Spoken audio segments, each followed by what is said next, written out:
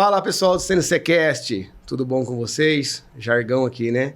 17º episódio aqui do CNCcast, a gente está continuando aqui esse projeto que pessoalmente para mim é espetacular e o feedback que a gente está tendo aqui também é sensacional. Toda semana, a cada pessoa que a gente visita, a cada cliente que a gente acaba indo até eles, o pessoal já fala, cara, o CNCcast está muito bacana. Então esse feedback para a gente é sensacional, fora as mensagens que a gente recebe, né? Então, assim, quero agradecer a todos vocês aí que estão acompanhando a gente, tá? E assim, aproveitando já, né, de praxe, sempre, dá o like aí, curte, comenta, compartilha, tá? Quem não segue ainda, segue. A gente tá devagarzinho ali crescendo, né? Tem o YouTube, tem o Instagram, então tem o Spotify. Então, tudo que vocês puderem ajudar a gente a divulgar esse projeto, a gente agradece, tá? Vamos lá, nesse 17º episódio, eu tô com... posso falar que agora é amigo. Tá? Porque é uma coisa muito engraçada, né? O nome dele tá aparecendo aí, vocês já sabem quem é, vamos dizer assim. Mas o contato pessoal que eu tenho com ele não faz um ano, vocês acreditam? E eu posso dizer que estou considerando como amigo, sim. Por quê? Pela relação e acho que até pela cumplicidade, o jeito da gente pensar muito parecido. E apesar de ser um cara de 36 anos, eu já o admiro demais. Então, é aquele tipo de pessoa que a gente conhece há pouco tempo, mas parece que a gente se conhece faz tempo. Sabe aquela sensação? Até escrevi para ele no post que eu fiz lá na Expo Maf, quando visitei o stand dele. A gente teve uns 2 dias bem bacana trocando ideia. Então, aqui eu tenho o prazer de estar recebendo aqui, tá, o grande Mauro Manfrinato, da Almax Vectec.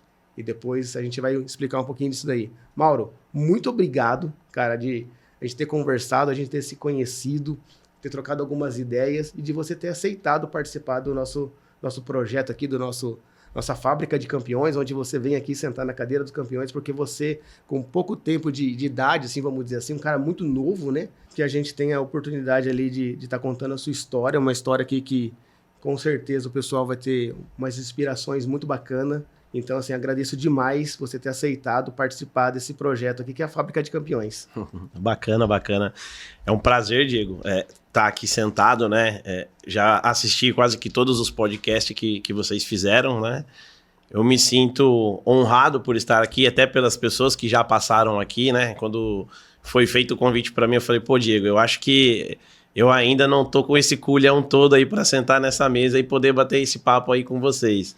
Mas voltando para a sua introdução, cara, é um prazer meu, realmente, pelo seu lado pessoal, né? Eu acho que a gente se conectou de uma maneira simples, orgânica e bacana, que, vamos dizer assim, né? Deu match, né? Exatamente. Deu match, tanto do modo de pensar, em algumas estratégias, em abordagem que nós fazemos com os nossos clientes, né? A responsabilidade que nós temos com as pessoas que estão dentro do nosso time, né?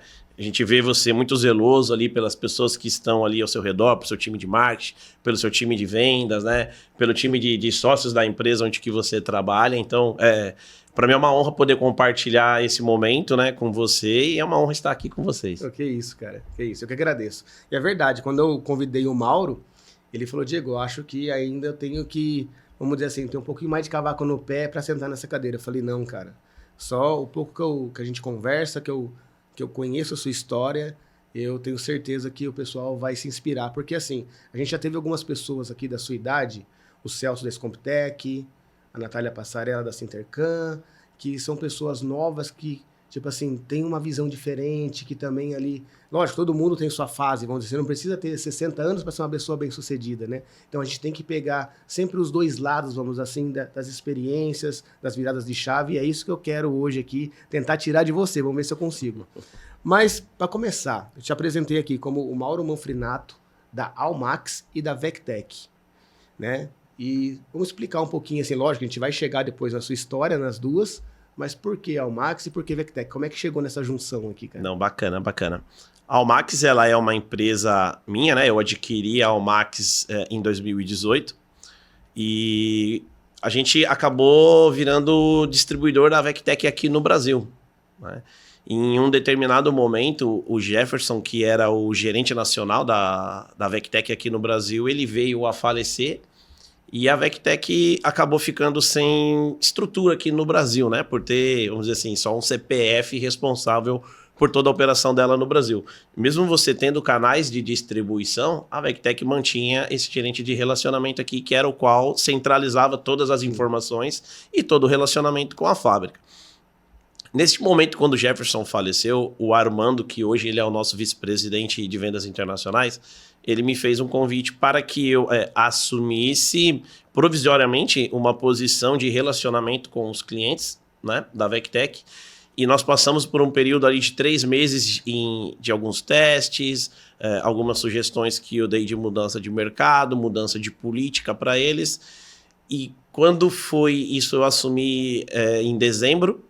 Quando foi em janeiro, mais ou menos, o Troy já pediu para nós, o Troy que é o nosso presidente, ele pediu para a gente fazer uma avaliação no mercado, entregasse para ele alguns modelos de negócio que seguiriam firme aqui no Brasil. Quando eu estive daí nos Estados Unidos para fazer essa apresentação para o Troy, que foi em abril, logo em seguida, assim, 4, 5 meses depois que o Jefferson faleceu, o Troy falou, não, nós vamos abrir uma empresa no Brasil e nós queremos que você fique responsável por essa operação, cuide de toda a documentação e estabilize a nossa posição no Brasil. Até então não tinha Vectec do Brasil. Não existia Vectec no Brasil, né? Existia, sim, uma pessoa de relacionamento. Essa pessoa, ela era, vamos dizer assim, no jargão brasileiro, ele era o PJ, né? Uhum. Ele era um PJ, trabalhava direto para a fábrica. Mas eram os canais de vendas por distribuição, ou um fabricante de dispositivo poderia comprar direto via Estados Unidos. A partir deste momento, o Troy falou, não, agora nós vamos cuidar do nosso relacionamento, vamos ter uma operação no Brasil e você vai iniciar essa operação para a gente. Só que o que acontece nesse momento? Eu acabo sendo cortado como distribuidor também, né? Porque a Almax, pela política nova que a Vectec ia implantar no Brasil, não ia mais existir distribuidor. Então, eu tive que eu mesmo cortar a Almax, que era a minha empresa, como distribuição, né? Então, hoje a gente tem aí a Almax, que ela é uma empresa que trabalha com distribuição de produtos de automação, né? O famoso MRO, né? Uhum. Tudo que é manutenção, reparo e operação. Nós temos a Almax para atender os nossos clientes, mas eu fico muito mais à frente da operação da Vectec, né? Que é uma operação mais nova, que está amadurecendo, que você precisa ali de mais tempo ali engajando com o cliente, estando mais próximo do cliente para que a gente possa ter sucesso e ter essa ascensão aí, a somatória das ações, essa ascensão que a Vectec tem tido dentro do Brasil. Que top, cara. E você fala ali, quando o Jefferson falece, com o Armando, ele faz o convite. Quantos representantes, você lembra quantos representantes não, quantos distribuidores tinha no Brasil da Vectec na época? Na época, se eu não me engano, tinham 3 distribuidores, né? Mas a Almax, ela era que estava melhor posicionada naquele momento, né? Vamos dizer assim, o maior share da Vectec dentro do Brasil, ela estava nas nossas mãos naquele momento. Então, isso chamou a atenção do Armando para estar fazendo o convite para você estar distribuindo pelo Brasil inteiro, vamos dizer assim. Eu não sei se foi isso que chamou a atenção dele, né? Mas talvez o Armando, por também ser uma pessoa mais jovem, né? Mente aberta, vamos dizer assim, ele se conecta muito mais com o meu perfil, com o seu perfil, né? Então, talvez seja isso. Eu não sei dizer, né? Quais foram os tópicos que fizeram eles tomarem essas decisões, mas estou aqui. Que legal. Mas você falou do Armando, cara, assim, e ele é um cara muito ativo no LinkedIn, né? Como que é trabalhar com ele? Porque eu vejo os vídeos dele, assim, é um cara, ele é diferente, ele faz um tipo de, vamos dizer assim, de postagens ou vender o produto dele de uma maneira fora do tradicional. E conecta muito, pelo menos, como você falou, gosta de pessoa mais jovem, eu acho que vende muito, conecta muito com as pessoas, o jeito que ele fala. Acho muito bacana isso, cara. Como é que é trabalhar com ele, cara? Bacana. Cara, nos primeiros momentos, assim, vamos lá, se você puxar o Mauro antes de Vectec e o Mauro depois de Vectec, você vai ver que naturalmente eu comecei a ficar mais ativo dentro do LinkedIn por causa desse motivo. Cara, eu tenho uma pessoa acima de mim que ele não precisava estar fazendo o que ele faz, porque realmente ele faz de uma maneira muito natural, né? Ele pega o celular, ele é espontâneo, ele ele tem, vamos dizer assim, uma boa postura frente à câmera, né? Mas eu acho que a autenticidade, a espontaneidade Sim. dele é o que mais atrai, né? Não é nada forçado. Não né? é nada forçado. E a partir do momento que eu entro para trabalhar junto com eles, eu preciso ser um deles também, né? Se é aquilo que vem dando certo, né? Que eu venho muito de uma mentalidade que é assim, ou você aprende pela dor, ou você aprende copiando o modelo. O Armando já tinha sofrido, né? E ele tinha achado qual era a receita dele. Possivelmente essa daí também poderia ser a minha receita, né? Por que não? Só que você tem que quebrar algumas objeções, né? E estar, por exemplo, aqui em frente de uma câmera, para mim, ela era uma das maiores objeções que eu tinha, né? E aí eu tenho que começar a postar, fazer o que ele fazia. E aí eu senti o peso mesmo quando ano passado eu estive na Intermax, se eu não me engano, lá no México, que acontece em Monterrey. Me perdoem se eu estou falando errado aí o nome da feira, mas realmente eu não me recordo. Eu acredito que ou é Intermax ou é Expo Manufatura que aconteceu em janeiro de 2024 em Monterrey. Alguma coisa assim. Aí eu fui no stand, estava no stand da Vectec. Ninguém queria conversar com os nossos vendedores ou com o restante do time. A única coisa que eu ouvia lá era aonde está o Armando, cadê o Armando, porque eu quero tirar uma foto com o Armando, eu quero apertar a mão dele. E eu falei, pô, cara, vendas é isso daí, né? Primeiro é relacionamento. Primeiro você tem que se conectar com o cara, se relacionar. E depois a venda ela acaba sendo uma consequência, por confiança, por relacionamento. E aí ali eu falei, pô, cara, eu vou ter que intensificar mais um pouco, né? Entanto que às vezes eu e ele brinca. Eu gravei alguns vídeos de explicação de produtos nossos dentro de um podcast. Ele falou, não, você vai começar a fazer vídeo assim? Então, peraí. Aí você entra no LinkedIn dele lá, ele fala, Mauro, não é só você não, hein? E a gente agora fica brincando que, cara, eu postei falando desse produto aqui, eu tô mais ativo que você, tô com tantas visualizações mais do que você. E o mais engraçado é que assim, ela vira uma disputinha legal. Saudável. Saudável. E quem que se beneficia disso? É claro que a gente é a Vectec. Sim. Entendeu? Mas a gente é muito assim, cara. A gente sabe que a gente tem que estar ali, a gente está exposto, a gente tem muita responsabilidade sobre tudo aquilo que a gente fala e se comunica e transmite para os nossos clientes, né? Mas é uma maneira de se vender também, né? A gente não pode ser hipócritas aqui e falar que não é, né? Com certeza. Eu brinco com ele, eu falo assim, Armando, tudo é intencional. Claro. A camisa que eu vou é intencional. A minha pergunta ela é intencional. O meu posicionamento ele é intencional. Então, tudo tem um porquê. Não fica fazendo as coisas na sua cabeça imaginando. Tudo tem um porquê. Exatamente. Que legal, cara. Que bacana. Gostei muito da explicação, porque, querendo ou não, gente, assim, já é uma inspiração. Você já deu um pouquinho de uma aula pra gente aqui, de um cara novo que já tá contando uma historinha pra gente aqui de como você tá fazendo ou como você tá se inspirando para poder chegar numa pessoa que você, por exemplo, assim, pô, tá tendo resultado, tá conseguindo ter um objetivo traçado. Então, é isso que é a ideia do podcast, a gente pegar lógico, conhecer a sua história, mas ali aqueles gatilhos que mudam uma certa decisão. E tá na frente da câmera não é fácil. Gravar um podcast para mim também fala que é fácil? Não é. Né? A gente chega aqui, a gente fica nervoso. Né? Às vezes tem que gravar também pro LinkedIn ou pro Instagram. Não é fácil, mas a gente sabe que isso é fundamental hoje em dia. E a sua inspiração, a sua explicação, com certeza, já me inspirou aqui, então com certeza vai inspirar o pessoal lá também. E Armando, um abraço para você aí, parabéns, continue, que eu te sigo lá e eu acho fantástico o jeito que você se comunica, viu? Também te inspiro em você. Mauro, mas vamos lá, cara. Você é um cara que tem uma história muito bacana. Você já conversamos, você trabalhou desde cedo, você sempre vai atrás, vamos dizer assim, dos seus objetivos, né? Nada é por acaso, né? Como você comentou agora de pouco aí, tudo tem um porquê. E eu queria começar a contar a sua história. Você, quando a gente estava conversando, você comentou que seu pai era um metalúrgico, assim como o meu. E naquela época, muito jovem ali, 13, 14 anos, as pessoas mais bem-sucedidas, ela vinha do ramo de metalurgia. E a gente, muito novo, a gente se inspirava nessas pessoas, se inspirava nos nossos pais, talvez nos amigos dos nossos pais que eram mais bem-sucedidos, que tinham uma posição nas indústrias, e a gente começava como? Ali, vamos estudar no Senai, para depois trabalhar numa grande empresa e tentar seguir aquele caminho, que é o exemplo que a gente tinha na época. Comigo foi assim, e o que a gente conversou, pelo que eu entendi, também foi um pouquinho com você. Explica pra gente essa época, como é que foi, né? Se era exatamente desse jeito, se seu pai foi a sua inspiração para você entrar nesse mundo da indústria, para a gente começar a contar a sua história lá quando você começou a ingressar, vamos dizer assim, nesse ramo que particularmente para mim é maravilhoso. Bacana. Bom, o meu pai, ele é o exemplo que eu sigo e eu gosto. Não falo isso muito na frente dele, porque, cara, ele é muito orgulhoso, né? Então ele fala, você aprendeu comigo, você aprendeu comigo. É claro que eu aprendi muita coisa com meu pai, eu me espelho ainda muito nele, né? Principalmente no ser humano que ele é, né? No homem que ele é para a família e no exemplo que ele é para a gente, para mim, para os meus irmãos e para as pessoas também que estão muito próximas dele. O meu pai, ele trabalhou muito cedo, eles começaram a trabalhar muito cedo, ele e a minha mãe, né, como boia frias, e depois meu pai acabou indo pro ramo de metalurgia.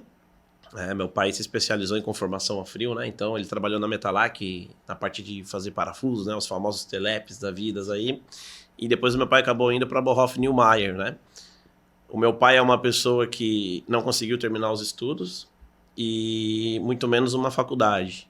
Mas ele tem até hoje algumas cartas lá na minha casa, a Fiat Chrysler chamando ele de engenheiro, parabenizando ele pelos feitos dele, por melhorias, né, que ele implantou na linha da Fiat e em outras diversas aí. Então, por esse motivo, né, você tem ali, pô, eu quero ser igual meu pai, né, eu quero ser, tanto que ele fica todo orgulhoso quando eu falo que eu me apresento como Mauro Manfrinato, né, mas na verdade eu me chamo Mauro Manfrinato Júnior, né. Mas eu me apresento como Mauro Manfrinato porque o meu pai, ele adora isso, né? É meu nome, você não fala nem seu Júnior porque você queria ser eu, né? Então meu pai é mais ou menos desse tipo. Então ali quando a gente se inspira nele e que eu queria ser igual ele também, eu acabo caindo pro mundo do Senai, né? Só que antes de eu cair pro mundo do Senai, o meu pai sempre ensinou a gente a... Cara, você quer o dinheirinho a mais? Você vai ter que fazer alguma coisa, você vai ter que vender, você vai ter que trabalhar. E ali, tão logo cedo, ele tinha uma avicultura e eu me lembro até hoje que ele tinha um sítio dele lá, ele plantava feijão, plantava algumas coisas lá e aí feijão vinha com caroço de terra, vinha com caruncho, com essas coisas. Então ele botava a gente para escolher o feijão lá todo dia na frente da loja dele. Você quer dinheiro? Então tá, ó. O litro do feijão é R$4, eu te vendo a R$4, você vende por quanto você quiser e aí você tem lá sua graninha a mais.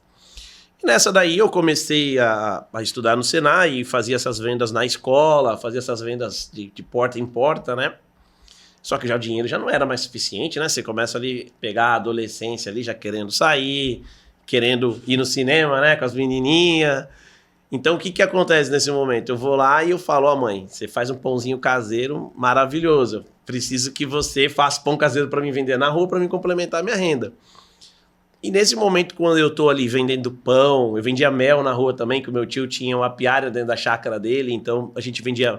Então eu pegava o mel do meu tio, pegava o pão que minha mãe fazia, pegava o feijão e saía vender na rua. Nessas de bater de porta em porta, eu parei numa usinagem. A usinagem Moraes do senhor Eliseu, né? E por coincidência, tinha um amigo meu trabalhando para ele que era da minha idade, o Felipe. E aí o Felipe, oi, e aí Maurinho, como é que você tá? E quando o Eliseu vê uma pessoa jovem fazendo venda de porta a porta ali, ele fala, pô, cara, você gosta de trabalhar, né? Você tem vontade, você faz Senai, você faz... Porque a pergunta clichê era assim, quem fazia Senai na escola hoje... Era mais famoso que jogador da seleção brasileira. Você podia sair mais cedo da escola, né, para pegar o ônibus, você podia faltar. Então, quando ele falou, você faz Senai? Eu falei, eu já faço. Então vem trabalhar com a gente.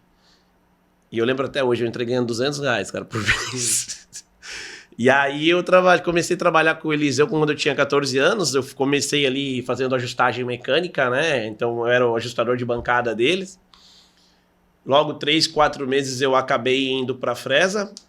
E aí tem um fato muito engraçado. O Eliseu hoje até ele me encontra em restaurante, essas coisas. Ele fala, Mauro, eu quero matar você, cara. Eu quero matar você. Porque a gente em um determinado momento a gente descobriu que a gente ganhava muito pouco no Eliseu. Mas muito pouco mesmo. Era tipo assim, o piso tava pagando R$1.300, a gente tava ganhando R$200, R$400. Cara, e a gente fazia serviço... quem conhece... Profissional. Quem conhece quem é de Sorocaba sabe, a época ali, 2004, 2005, que a Schaeffler, né, que ela é composta pela INA, pela FAG e pela Look, ela terceirizava muitos serviços de ferramentaria. Meu, e eram serviços assim muito complexos, muito complexos. E quanto eu, o Felipe, aí o meu irmão Wellington trabalhava comigo, o Bruno, a gente entregava todos os trabalhos que a Schaeffler submetia à usinagem. É claro, o Eliseu também ele tem muito mérito sobre isso, porque ele foi um bom mentor para nós naquele momento, né? Naquela passagem nossa ali, no início nosso de... Porque o Senai, ele te dá... ele segue um método, né? É uma base. Ele te dá a base. Mas quando você vai... eu brinco que amistoso é amistoso, jogo é jogo, né, cara? Então o ensino, ele é o amistoso, né? O jogo mesmo é em campo. E aí eu peguei e falei, Eliseu, tem como você dar um aumento para nós? Não, não tem. Então tá bom, Eliseu. Chamei meus amigos, falei, ó, a gente tá ganhando menos, conversei com tal fulano de tal empresa, com tal fulano de tal empresa, tá todo mundo no piso de R$1.100, R$1.200. E a gente tá ganhando 3 vezes a menos. Vamos fazer o seguinte, vamos todo mundo pedir aumento ao mesmo tempo, pede uma reunião, vamos pedir aumento ao mesmo tempo. Se o Eliseu não dá, todo mundo pede a conta. E ninguém volta a trabalhar se não for todo mundo. Não tem só essa, só o Felipe volta a trabalhar. A sua veia de liderança já começou ali, né? Ah, já começou ali, mas como meu pai fala, você já começou sindicalista com 14 anos. E aí, o que aconteceu? Chamamos o Eliseu para conversar. E o Eliseu não deu o aumento para nós. O que aconteceu? Eu, o Felipe e o Bruno, nós pedimos a conta. E foi todo mundo para sua casa. Esse cara ficou maluco, que antigamente a chefe, cara, era muito serviço, muito serviço. E ele entopetado de serviço e você tinha prazo para você entregar. Sim. Né? Aí ele foi lá e tentou negociar com o Felipe, que o Felipe era o que conhecia mais naquele momento. Ó, Felipe, vem voltar, eu te dou o aumento. Não, se você não dá um aumento pro Bruno e pro Mauro, eu não vou. E aí ele foi, tentou especular o Bruno falou, não, se você não dá... Resumindo, ele teve que dar um aumento tudo para nós três, na época que ganhava menos, né? Então ele fala, você me ferrou naquela época, que não sei o quê. E, cara, aquilo ali é motivo de todas as vezes que eu sento com as pessoas que trabalharam comigo naquela época, ou que conhecem o Eliseu, eu falo, pô, Mauro, você é foda, hein, meu? Você montou uma greve com 14 anos, você fez uma greve. Mas assim, greve. ele veio hoje com um ponto positivo até, né, cara? Até engraçado, vamos dizer assim, né? Ele é engraçado porque, assim, se você entrava na empresa dele, tinha uma pessoa que trabalhava... Tinha 22, 23 anos, e o resto era molecada de 14, 15 anos, entregando serviço de ferramenteiro profissional, entendeu? De cara já formado, com muito gabarito, essas coisas. Então ali foi um momento muito divertido ali da nossa trajetória e, vamos dizer assim, ele deu muita risada também depois, né, que o Felipe acabou alcançando aí, hoje o Felipe é ferramenteiro lá em Portugal. O Bruno, se eu não me engano, faz pouco tempo que eu não converso com ele, mas o Bruno também se mantém na profissão. Então, tipo assim, eu brinco, né? E eu me inspiro muito em algumas coisas. O Cortella, ele fala muito isso, né? Que falta o que você faria se você não existisse, né? E aí você vai pro lado do legado, né? E aí eu acho que o legado, ele já deixa de ter preço, né? Claro que nos momentos, assim, você acaba ficando bravo com algumas coisas que acontecem na sua vida. Mas eu acho que o legado ali era um legado que eu quero construir para mim também, né? O Eliseu construiu o legado. O Eliseu formou lá 20, 30 meninos, né? Que poderiam ter caído pro mundo das drogas, ter caído pro mundo aí de furto, de roubo, mas... E as pessoas continuaram dentro da profissão, né? Então, Eliseu, muito obrigado aí pelo pontapé inicial aí também. Que legal, cara. E assim, eu tô pensando aqui, você falando, eu fico imaginando. Você ali com 14, 15 anos... Você já estava estudando no Senai, vamos dizer assim, um estudo técnico, né? Você já trabalhava, né, pela sua vontade própria, com vendas de porta em porta, com N produtos, né, desenvolvido pela sua família, por você ali.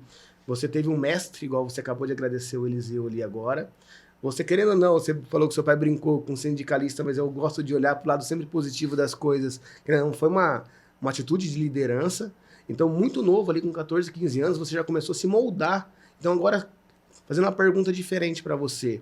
A situação atual de hoje em dia, da garotada, vamos dizer, desses meninos com 14, 15 anos, e você já do outro lado da mesa, como empresário hoje, que querendo ou não, você também é um contratante. Como que você vê essa geração de hoje, comparando com a sua geração, com a nossa geração?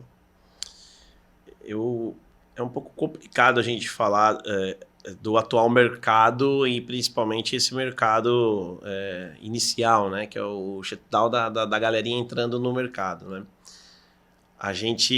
eu vou falar do que eu vivo, tá? Não é a razão do mercado, tá?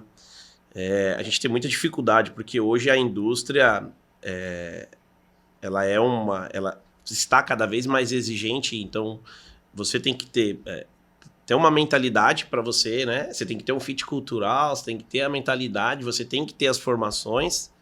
E quando você aumenta muito o sarrafo, né? Você acaba tendo umas barreiras. Porque hoje você vai entrar dentro de uma indústria, R$3.000, R$4.000, R$5.000 no salário, R$6.000. Hoje as pessoas entram no YouTube aí, fazem lá engajamento, YouTube, TikTok, publicidade, marketing digital, venda de afiliados. É um mundo totalmente diferente da indústria. Talvez eu esteja falando até inglês aqui para algumas pessoas, mas realmente existe um mundo de marketing de afiliados e de tráfego pago hoje em dia, de plataformas que você consegue fazer ali seus R$500 por dia, R$1.000 por dia, se você for uma pessoa engajada. E se você for uma pessoa menos comprometida, possivelmente você equivale o seu salário ali dentro da indústria, né? Então eu vejo assim, as pessoas, esses jovens que estão entrando no mercado, eu gosto de falar jovem porque eu também sou um pouquinho, tá? Ainda. Graças a Deus eu me considero ainda um pouco. Mesmo tendo muito cabelo branco, eu ainda me considero um pouco jovem ainda. Né? Então, assim, é difícil você querer ter um compromisso, você amarrar essa garotada dentro de uma sala, né? Porque você sabe, cara, quem trabalha com vendas sabe. Se você vai seguir ali métrica, pô, eu tenho 30% de conversão, eu tenho um ticket médio de R$1.000, eu tenho que fazer 10 ligações para mim levar 9 não e ganhar um sim. Esses caras não querem mais ficar ali agarrado, sentado, fazendo. Tanto que você vai em algumas empresas que são voltadas mais para SaaS, que você já vê um pouco de gamificação ali dentro dos setores, né? Você vê 4, 5 times de vendas, um brigando, disputando com o outro, né? Então você tem que procurar métodos para que você comece a engajar essas pessoas. Eu ainda tenho um pouco de dificuldade. Por mais que eu aposte, eu gosto de pegar pessoas do Senai e fazer... Só que assim, eu tive recentemente um caso que nós treinamos uma pessoa, essa pessoa ela acompanhou eu dentro dessa jornada. Eu brincava até assim, ô Elton, cara, eu não gosto de conversar algumas coisas com você porque eu treinei você. Então você tem o mesmo mindset que eu, então você vai tomar sempre as mesmas atitudes. Então chega em algum momento que fica difícil eu te discutir com você alguma tomada de decisão, porque você vai falar exatamente o que eu quero ouvir, o que eu tô pensando, né? E aí a gente teve a evasão dele. Não que é evasão, cara, veio uma empresa e ofertou para ele 3, 4 vezes mais o salário e não estava adequado pra gente naquele momento. O Elton entregava, tá? Elton, adoro você é meu amigo, um corintiano, mas essa infelizmente não deu. Eu senti muito pela perda dele, porque ele era uma pessoa que eu apostava, né? Eu tenho uma filha que ela é autista e o Elton, eu falava pro Elton que, Elton, olha, cara, se eu morrer, você vai tocar a empresa pra mim, vai cuidar da minha família. Então, assim, foi um momento que... Só que assim, você fica triste porque, pô, confiei naquilo. Mas ao mesmo tempo você fica feliz, cara, que é o que a gente estava falando de legado. Porque assim, o Elton tem todo o mérito dele, porque assim, não basta você ter um mentor só, né? Você também tem que ter ali, engajar. Você e eu pode treinar na mesma academia. Eu vou ficar mais forte ou você vai ficar mais forte que eu. Por quê? Você tem ali a meritocracia sua, né, cara? O quanto que você empenha por aquilo. E o Elton foi um cara que se empenhou muito e acabou recebendo uma proposta. Ele acabou saindo agora no começo do ano. E pra gente foi assim, né? Eu fiquei triste por um lado meu pessoal, mas contente por um lado profissional, que quando você sabe que você ajudou essa pessoa também, você fez parte ali da jornada dele ali, da carreira dele, chegar no momento que uma empresa faz questão de tirar esse cara de dentro de você, também ele é gratificante. Eu vou te falar que foi gratificante também. Uma mistura de raiva com gratificação, porque claro, é né? difícil. Você tá do outro lado, né? Mas com certeza ele vai sempre lembrar de você, porque talvez você for o primeiro mentor dele aí, cara. Que legal, que bacana. Mas assim, voltando aqui na pergunta. Você falou da indústria, perfeita sua explicação, e eu acho que é isso que está acontecendo mesmo. O pessoal, a geração de hoje em dia está tendo uma facilidade, talvez, com a internet, de ganhar dinheiro mais jovem, né? mas eu fico preocupado com o futuro deles. Porque, assim, numa certa idade, ok, mas poucas pessoas também vão ter a mentalidade de fazer aquilo virar um negócio para ser uma profissão do futuro. Então, essa geração me preocupa um pouco. Agora, voltando para o lado da indústria, você deu um exemplo de você aí, de pegar uma pessoa que você confiou e você moldar ela e treinar ela do jeito que você gostaria. Você não acha que a indústria, no geral, e aí voltando até a falar tipo um Eliseu da vida, que está um pouco falho de trazer o pessoal mais jovem também para a indústria? Você vê o Senai, a Ellen esteve aqui, ela estava comentando, cara, que as últimas turmas, antigamente você brigava para conseguir uma vaga no Senai, como você também falou, né? Quem fazia Senai, cara, era diferenciado. Eu dormi na frente do Senai para conseguir minha vaga, senão você não conseguia a vaga. Era diferenciado. E ela saiu de umas últimas turmas dela, tinha 8 alunos.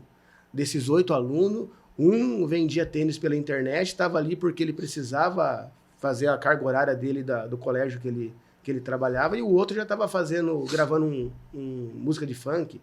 Então, assim, não estava no Senai porque estava pensando no futuro. Então, talvez, assim, mas o Senai está perdendo um pouquinho. Acho que não está perdendo nada, porque o Senai tem uma instituição fenomenal. Eu acho que transformou muita gente como nós em pessoas diferentes, né? Tenho muita gratidão pelo Senai. Para mim foi fenomenal, foi fundamental para mim seguir minha carreira. Mas eu acho que a indústria também abandonou um pouco disso, cara. Não sei se poderia... Ninguém está pensando na formação hoje em dia. Eu acho que a gente teria que... Não sei, conversando com tantas pessoas, acho que uma coisa que fica sempre na minha cabeça aqui, que a gente precisava fazer alguma coisa para trazer o jovem para a indústria de novo, cara. Mas é difícil, porque assim, você vai ter que colocar muita energia para tentar convencer, entre aspas, um ignorante que já está convencido que a internet é o futuro. É o futuro dele, entendeu? Não estou falando que não é. A gente utiliza, até agora, nós estamos falando por um canal digital, exatamente, né? Que fortaleceu a indústria, né? Tem muitas coisas que vão ser trocadas por inteligência artificial, por robôs, mas a mão de obra, ela, infelizmente, muitas tarefas dentro da indústria, ela precisa da mão de obra, precisa dessa reposição, né? Muitas pessoas aposentando, enquanto a gente tem 10 aposentando, tem 1 ou 2 entrando para o nosso segmento. Realmente é assim, talvez seja uma pergunta que eu não vou saber te responder, porque eu já tentei fazer essa atração aí de novos talentos e é uma dificuldade muito grande. Aí você tem variações de histórias de vida, né? A pessoa tem que ter um espelho dentro de casa, tem que ter um mentor, e aí você acaba vendo pais cada vez mais desassociados com a família, cada vez menos se importando, né? O celular, querendo ou não, ele é uma ferramenta muito boa, mas também para dentro da porta de casa ela acaba atrapalhando muito, né? Quando se fecha dentro do seu mundo e ignora filho, ignora mulher. Eu acho que isso também tem um peso... É uma responsabilidade também isso daí dentro de cada um da gente. Infelizmente, eu não vou saber te responder qual seria a solução para isso, porque não tem como a gente amarrar o serzinho lá e levar para dentro do Senai. Não sabe responder, mas já tá dando uma aula pra gente aqui. Por isso que eu falo, um cara tão novo com uma visão tão diferente. Isso é uma pauta que a gente vai ter que ainda colocar em muitas sementes aí na indústria para ver se a gente consegue dar uma levantada, né? Isso aí vai ser uma coisa, quem sabe a gente aqui com um canal de internet, com um podcast, a gente consegue, de uma maneira ou de outra, inspirar seus mentores, assim, ou ser a inspiração de alguém, quem sabe a gente pode levar isso daqui para alguém que está assistindo aí. Bacana. Mauro, mas vamos lá. Aí você estava lá, Eliseu, trabalhando ali, fazendo na ferramentaria, atendendo alguns produtos praticamente para Schaeffler, vamos dizer assim. Quanto tempo você ficou lá, mais ou menos? Eu fiquei dos meus 14 até os 17 Bastante, e 10 meses, mais ou menos. Bastante, né? Cara. Eu brinco que eu nunca fiquei desempregado. E ali... Porque eu saí dali, eu pedi a conta, eu recebi uma proposta para mim trabalhar terceirizado na Heller, né? Então a Heller, ela tinha ali os setores. A Heller, ela sempre... Hoje eu não sei mais porque eu estou muito desconectado desse mercado em termos de funcionário, né? Então, assim, a Heller, naquele momento, quando eu tive a minha transição ali da ferramentaria para trabalhar de montador na Heller, era a Heller e a CNH, a Case. Se você trabalhava na Heller, você era bom. Tipo assim, era o auge do Rubens de Faria, né? Das ETECs e do Senai. Você era um montador bom, um mecânico bom, um eletricista bom, se você trabalhasse na referência. Era referência. A Heller e a CNH, que era a Case, eram as referências em Sorocaba. Só que era um sarrafo muito alto, né? Naquela época. Eu me recordo que a Heller daí o Alexandre, acho que é Alexandre Barros o nome dele, tá? Ele tinha uma empresa terceirizada, ele trabalhou na Heller, então ele terceirizava algumas altas demandas da Heller. Em vez da Heller contratar, a Heller pegava terceirizado para trabalhar ali. E eu me recordo que eu saí da ferramentaria para mim ganhar metade do que eu ganhava na ferramentaria para mim trabalhar nessa terceirizada da Heller. Porque você queria estar na Heller. Eu sabia que aquilo dali era uma entrevista de emprego, né? Então, se eu me saísse bem na minha entrevista de emprego, eu iria ser contratado pela Heller. E eu tive a oportunidade. E aí eu larguei o Eliseu, pedi a conta do Eliseu e fui para o Alexandre trabalhar dentro da Heller na parte de dispositivo de fixação. Quando eu entro na Heller, e muitos vão lembrar ali em 2007, 2008... Isso com 17, 18 anos, mais ou menos? 17, eu já tinha sido dispensado do Exército e eu já estava liberado, né? Que eu não sei como que é hoje, né? Mas antes era... você já tem a dispensa do Exército? Se tivesse a dispensa do Exército... Tem a reservista, tá tranquilo. Terminou a escola, tem a reservista, você tá tranquilo, pode ir. Verdade. E aí foi no momento que eu entrei ali na Heller, foi em 2005, se eu não me engano, que eu entrei na Heller. Quando eu entro na Heller, eu fico 3 meses terceirizado, o Alan e o Sandro Baltar me chamou e... a gente tá com uma vaga, a gente vai deslocar você lá do dispositivo, vamos colocar você aqui em grupos para você treinar um pouco aqui e pra gente ver a polivalência sua.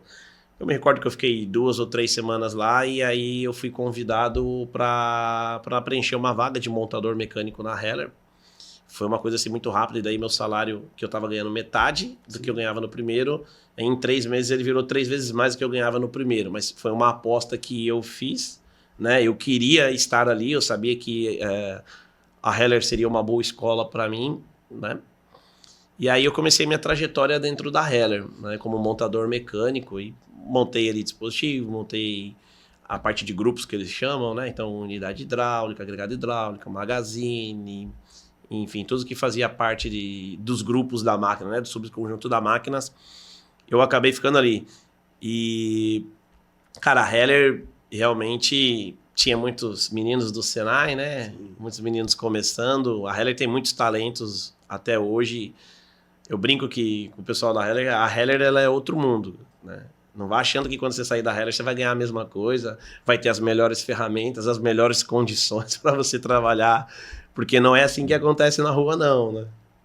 Assim, e é um mundo diferente mesmo. Você falou, um outro mundo, mas trabalhei na Roma, então assim, acho que a gente até se conecta com isso em termos de saber como que é um projeto de máquina, né, montagem de uma máquina, tryout, colocar a máquina do cliente, ser referência também no mercado, dentro do nicho da Heller, ela é uma referência. Então, para você que sai de uma ferramentaria, um garoto do Senai ali, que tem seu pai como inspiração técnico no ramo de metalurgia, e chega numa Heller que era referência dentro de Sorocaba, era uma realização, né, cara? Vendo tudo aquilo ali, e tipo, pensando no futuro seu depois, assim, foi fundamental para você? A Heller, ela me ensinou a parte de processo e de critério, é uma coisa assim que é espetacular. Só quem tá no mundo ali de máquinas ali, eu acho que a Grob deve ter os mesmos padrões. A Home, eu não sei porque a Home daí ela já é brasileira, né? Então eu não sei como que é a cultura ali de processo gerencial. Mas a Heller era muito rígida, cara, em parte de processos, em preencher documentação, em ter as métricas. Eu adorava, né? Porque eu sempre tenho que ter uma receita também, cara. Tipo assim, eu tenho que acordar sabendo o que eu vou fazer. Mesmo que eu não saiba como eu vou resolver, mas eu tenho que saber qual que é o problema que eu tenho que resolver, né? E a Heller foi muito bom no meu amadurecimento, né? E você sabe o quão peso é você trabalhar na Heller quando você sai da Heller. Porque até hoje, quando eu chego em clientes, eu falo, eu trabalhei na Heller. Você já vê que o cara dá uma... Tipo assim, opa, peraí. Né? Acaba sendo um pouco de sobrenome também, né?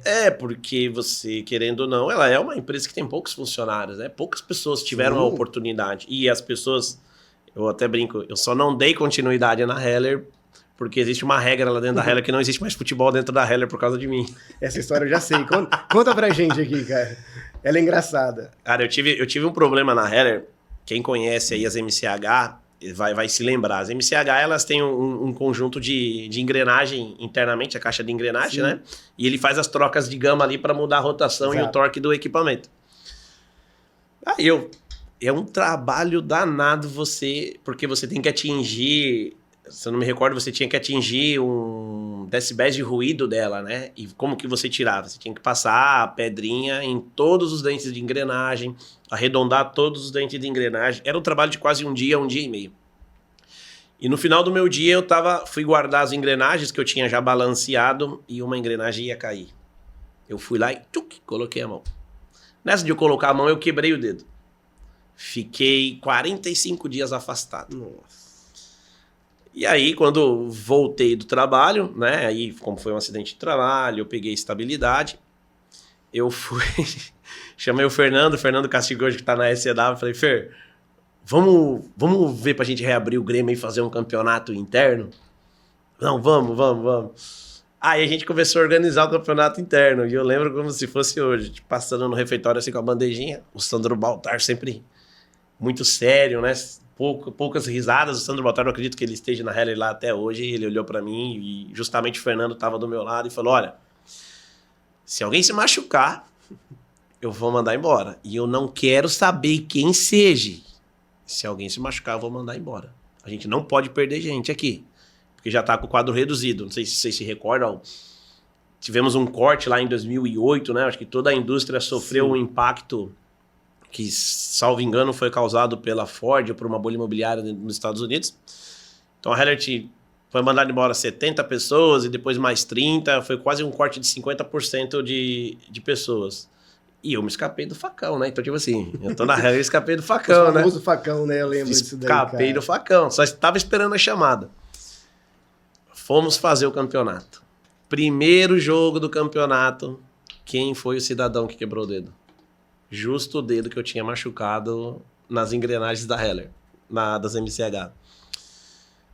E eu sabia que o Sandro ia fazer valer o que ele fez, porque eu brinco até hoje, alguém tem que servir de exemplo. Sim. Na vida toda alguém se serve de exemplo.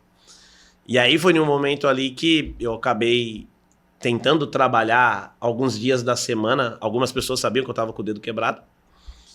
E eu acabei trabalhando com o dedo quebrado, mas, cara, inchava muito, ficava muito preto e algum ser humano fenomenal foi me caguetar na segurança do trabalho. Fizeram uma denúncia que eu estava trabalhando com o dedo quebrado, a segurança do trabalho chegou lá e pediu para mim mostrar. Já sabiam que tinha sido no futebol. E eu acabo sendo afastado de novo mais 30 dias. E a Heller, ela tem algumas questões, não sei se é assim até hoje. Eu voltei a trabalhar numa quarta-feira, né? E eu fazia parte da montagem. O Alan chegou para mim e falou assim, Mauro, você vai lá na rebarbação. Ah, e aí a rebarbação era o castigo, né? Aí eu olhei pro Fernando, o Fernando trabalhava na parte ali de trocador de ferramenta, né? Então tinha uma divisória, era a parte de rebarbação e logo o trocador de ferramenta. Falei, Fer, você é mandado embora. Ele, não vai, impossível. Falei, os caras vão mandar eu embora, Fer. Onde que ele colocou eu aqui, cara? Porque ele não colocou eu pra montar alguma coisa? Não tem como. Não, os caras não vai mandar você embora. Ficou lá o Mauro na quarta-feira, na quinta-feira. Quando chegou a sexta-feira, que é a data, o dia que a Heller sempre manda embora. Sexta-feira, perto do almoço. Regra de ouro. Não deixa nem almoçar, pô. Me recordo que o Alan foi lá. Ô, Mauro, o Sandro, e se eu não me engano era a Silvana Rosa ainda, o gerente do RH. Mauro, o Sandro e a Silvana querem falar com você no RH. Daí eu falei, você mandado embora, cara. E aí eu me lembro que eu fui no banheiro, passei em todos os setores, anunciando, olha, você mandado embora, hein? O que acontece? Eu chego no RH, tá o Sandro e a Silvana lá, o Sandro com os papéis debaixo da pasta, e o Sandro começa a fazer um discurso, então, reavaliando o mercado. Eu falei, Sandro, olha pra mim, eu sei porque eu tô sendo mandado embora, você não precisa justificar. Só me fala onde que eu tenho que assinar pra gente acabar logo com isso. E a Heller me mandou embora com 10 meses de estabilidade ainda. Caramba, que eu tinha. Pra você ver com raiva que o Sandro tava. Por causa do futebol. Por causa do futebol. E agora na Expo Map, no momento ali de instalação, eu subi lá no stand da Heller, né? Eu encontrei o Carlinhos. O Carlinhos era um grande amigo meu lá. O Carlinhos falou, pô, Maurinho, até hoje existe a lei do Mauro lá. Não pode ter futebol, mas já lembro que mandaram você embora. Ai, caramba, e você acabou cara. com o futebol nosso. Mas aí eu vou te falar uma coisa. Eu tenho que agradecer ao Sandro, porque nesse momento foi uma virada de chave para mim. Porque logo quando eu saio da Heller, o Vanderlei Nemia, que trabalhou terceirizado comigo em dispositivo, ele me liga. E ele já sabia que eu tinha, entre aspas, um CNPJ aberto, porque meu pai tinha uma fresa e um torno na garagem. Entendeu? E aí, naquela época, como a Heller já estava com poucas pessoas e nós não trabalhávamos de sexta-feira... Na época de layoff, alguma coisa Isso, assim. não trabalhava de sexta-feira. E aí reduzia o salário e reduzia a carga. E aí a gente não trabalhava de sexta-feira. Então o que eu fazia? Meu pai tinha umas fresas no torno lá, eu vendia serviço pro meu pai e depois eu vendia serviço pro meu pai. Então assim, eu vendia peças para o meu pai fazer na ferramentaria dele. Só que o meu pai não sabia de torno de fresa ainda. E depois eu vendia minha mão de obra pro meu pai para mim fazer. Já era empreendedor ali. Já ganhava 2 vezes, já não era mais pão. Já não era mais pão que eu tava vendendo. E aí o que acontece? Quando eu saio, o Vanderlei Nemia, ele trabalhava na DR Promac. E ele me falou, ele ligou e falou, Mauro, eu não quero mais viajar. Eu vou indicar você para prestar serviço aqui na DR Promac para você cuidar dos dispositivos nossos na rua. Eu falei, tá bom. E aí foi quando o Cláudio Baggio, que hoje ele tá na Agrob, ele era o gerente de manutenção, ele me ligou e acabamos fechando. E eu ficava ali toda semana fazendo serviço para a DR Promac, já com o meu CNPJ, então eu já tinha uma empresa ali, né? Eu com 21 anos de idade, 22 anos de idade, eu já tinha uma empresa. E aí eu comecei a fazer serviço para a DR Promac. No meio desse trabalho, o Cláudio Baggio se desligou da DR Promac e foi para a Grob. E também me convidou para fazer alguns serviços para a Grob. Logo quando a Grob tinha lançado os 5 eixos, então tinha algumas máquinas aqui em Sorocaba, alguns dispositivos, e o Cláudio me chamou para fazer alguns trabalhos para ele. E quando você faz ali um PJ e você está trabalhando para uma Grob da vida, é uma hora muito cara. Quando você está trabalhando para a DR Promac, também na época era uma hora muito cara. E eu era o cara que fazia o serviço. Então o que acabou acontecendo? Acabou acontecendo, eu me lembro até hoje, salvo engano, era a antiga Fundição Magal, que hoje é a Martin Hair. Sim. Então a gente teve alguns... Eu ia muito lá para fazer assistência técnica para a DR Promac. E aí um dia alguém me olhou lá e falou, se você tá fazendo pro cara, por que você não faz para mim? Se você sabe de dispositivo, você sabe. E aí foi aí que eu virei o nome da empresa para DS Tecnomecânica, que é Dispositivo Sorocaba Tecnomecânica. E eu na minha cabeça falei, não, vou fazer dispositivo só agora. E eu comecei fazendo uma manutenção, fazendo um retrofit.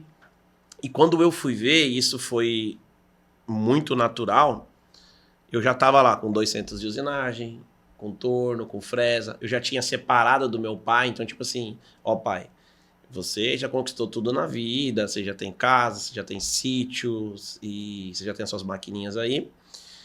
E eu quero alcançar, mas para mim conseguir tudo isso, eu vou ter que começar a assumir mais risco, e a gente tá desequilibrado dos momentos de vida, né?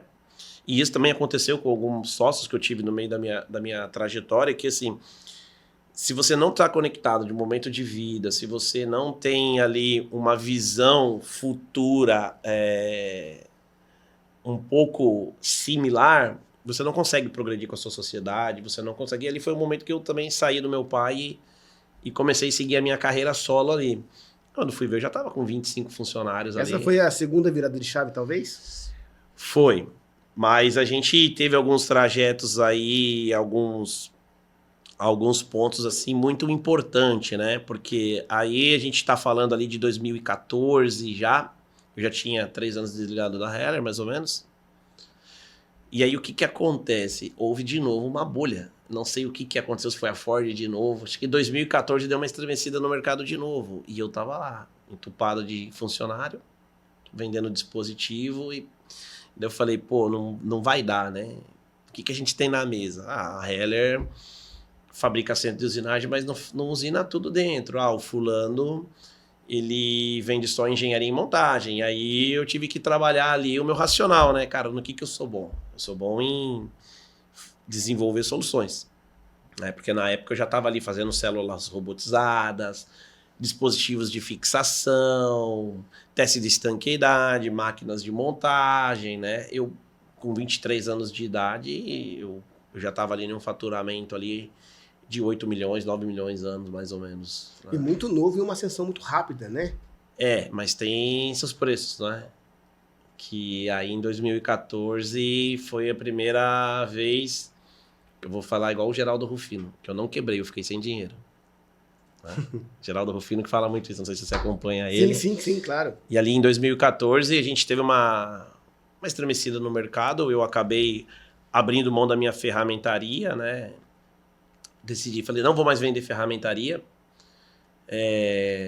vou fazer só a engenharia, a montagem e instalar no cliente, eu vou ganhar velocidade. Aí a gente fez um processo lá de homologar 3, 4 fornecedores de serviço de usinagem. Conseguimos ser bem sucedidos nessa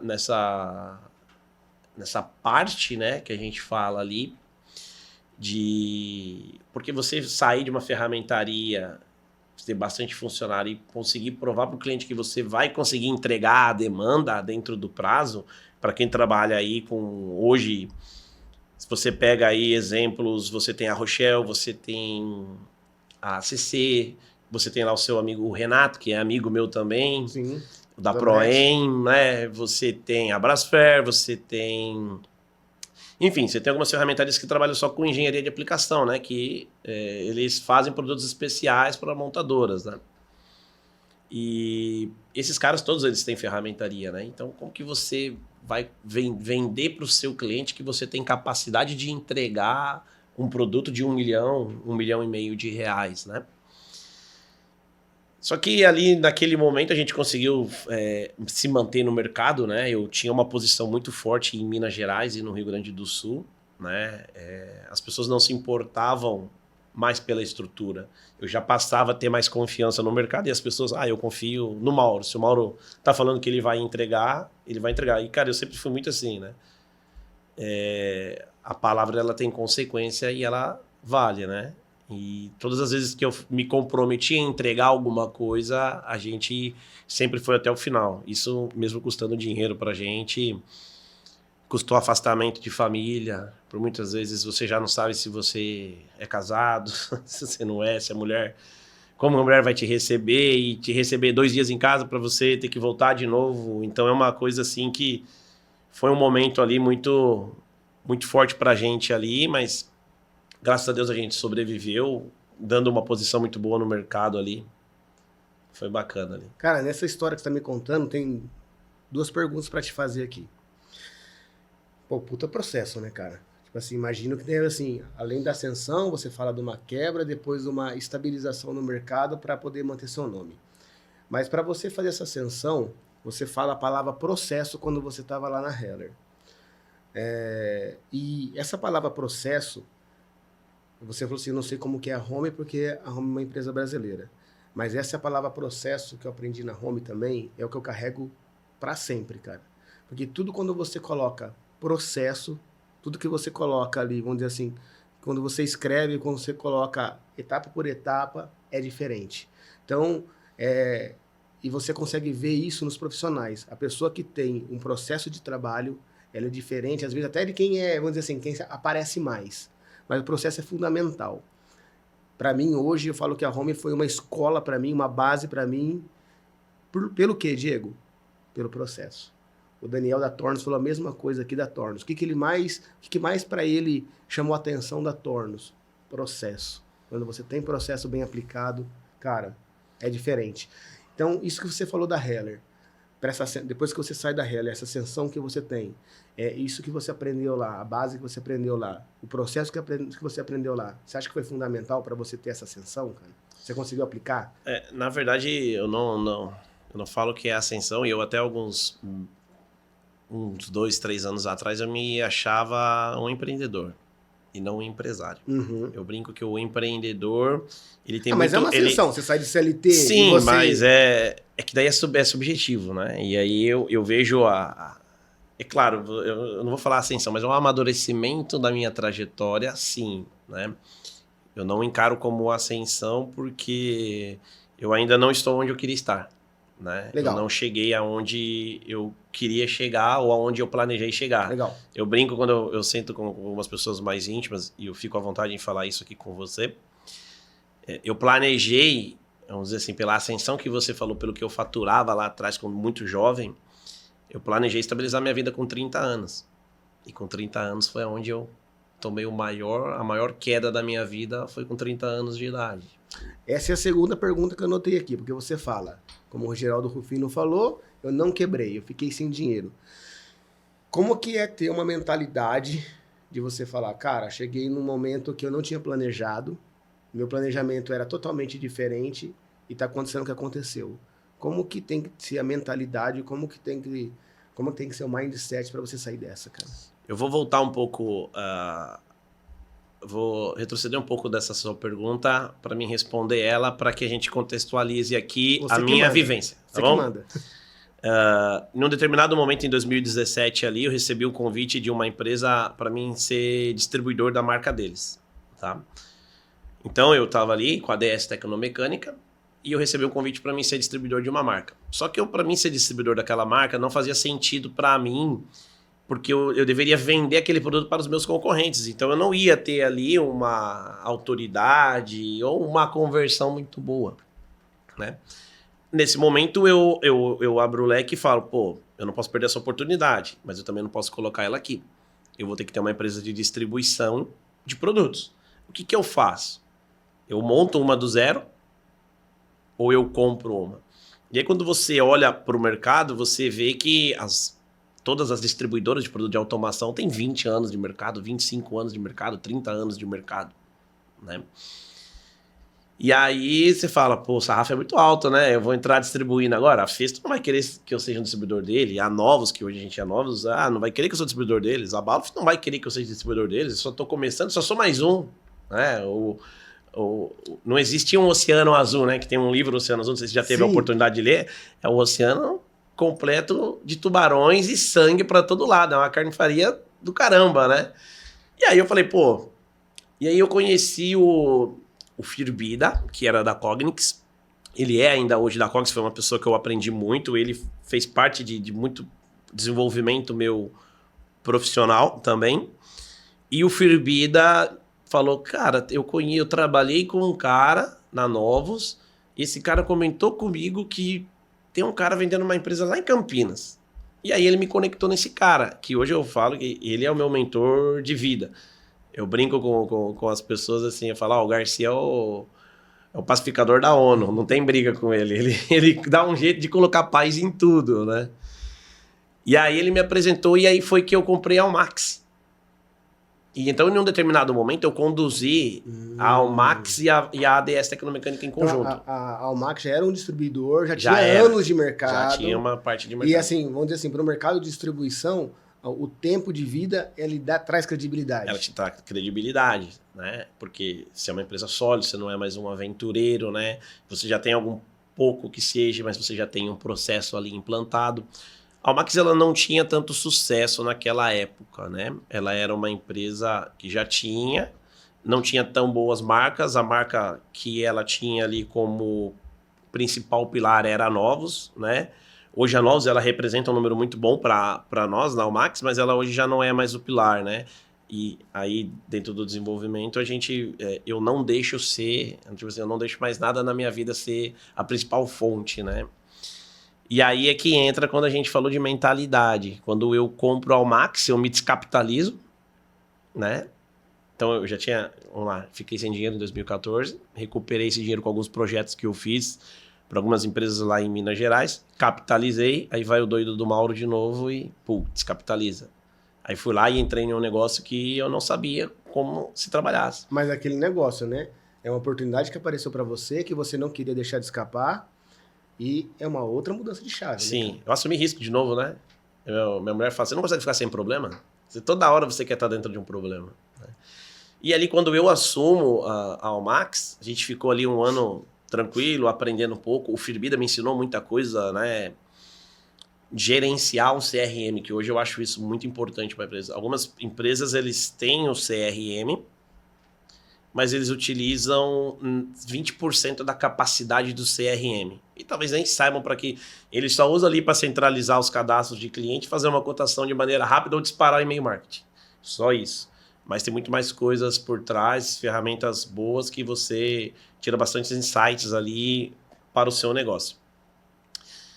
Aí eu estava naquele momento tocando uma célula robotizada, né? Era 1.300.000 mais ou menos, me recordo. E eu tinha, como eu estava com dinheiro em caixa, eu aluguei, um cliente nosso estava querendo fazer uma célula robotizada e ele não tinha dinheiro suficiente para comprar. E eu vi ali uma oportunidade de alugar uma célula robotizada para ele, que hoje, olha só, hein? A gente está falando de 2018. Hoje que as pessoas estão alugando centros de usinagem, sim, células robotizadas, eu fiz isso em 2018. Entendeu? E eu aluguei essa célula robotizada para essa empresa lá em Minas Gerais. O que acontece? Recebo os 2 primeiros aluguéis, R$80.000, R$70.000. Falei, tô no céu, né? Uma outra célula robotizada entregando. 1 ano e meio de payback, você calculou ali, mais ou menos? Chegou o Covid. Né? E aí chega o Covid. Eu tinha um contrato de locação com previsão de compra futura. Aí eu não, salvo engano, foi um momento assim do Covid que a China fechou os portos e começaram a boicotar o aço brasileiro. Não sei se você se recorda. A Vale chegou até dar algumas estouradas e nesse momento foi em um intervalo assim, ó, Diego, de 3, 4 meses, né? Eu já estava com a minha filha já tinha nascido, eu recebo um e-mail do cliente da célula robotizada que eu tinha vendido cancelando o pedido e a célula estava pronta para embarque. E o cliente meu que tinha a célula robotizada me emitiu o extrato do contrato. Queria devolver. Queria devolver, não. Estava cancelado o contrato. Ah, sim. Né? Não é aquela que você alugou. Que eu aluguei. As duas foram no intervalo de um mês e meio. Entendi. E aí o que acontece? Quando eu recebo o extrato, ele tinha uma multa. Só que dentro da multa também eu tinha lá que eu tinha que tirar minhas coisas em 45 dias de lá. O que aconteceu? Eu não ia tirar as coisas de lá. Porque eles tinham que me pagar a rescisão. E o cliente não falou que ia pagar a rescisão. E eu aciono nossos advogados. E o advogado falou, Mauro, vamos tentar levar, né? E aí eu sei que chegou um momento que eles não pagaram a rescisão e não iam pagar a rescisão e já estava dando meus prazos de 45 dias. E eu recebi um e-mail falando, se você não tirar, a gente vai sucatear seus robôs e suas coisas. Eu ainda tive que ir lá retirar todas as minhas coisas de lá. E aí eu tava com uma linha de contrato cancelado e a outra célula robotizada cancelada. Eu fiquei com um passivo de R$2 milhões, mais ou menos. Caramba! Não é prejuízo. Eu nem contabilizei o que eu já tinha gasto. Dali pra frente, eu fiquei com R$2 milhões para me pagar. E aí a gente entrou dentro de um problema que era assim, ninguém recebia visita, você não conseguia vender para ninguém, ninguém sabia o que ia acontecer. Eu tinha R$2 milhões em passivo para me pagar. E eu numa operação nova com a Almax. A Almax na época faturava R$30 mil por mês. Isso daqui não ia pagar minhas contas. Vamos dizer assim, eu não conseguia ver saída. Foi ali, nesse momento, a minha filha ela foi diagnosticada com autismo. E aí eu falei, porra, cara,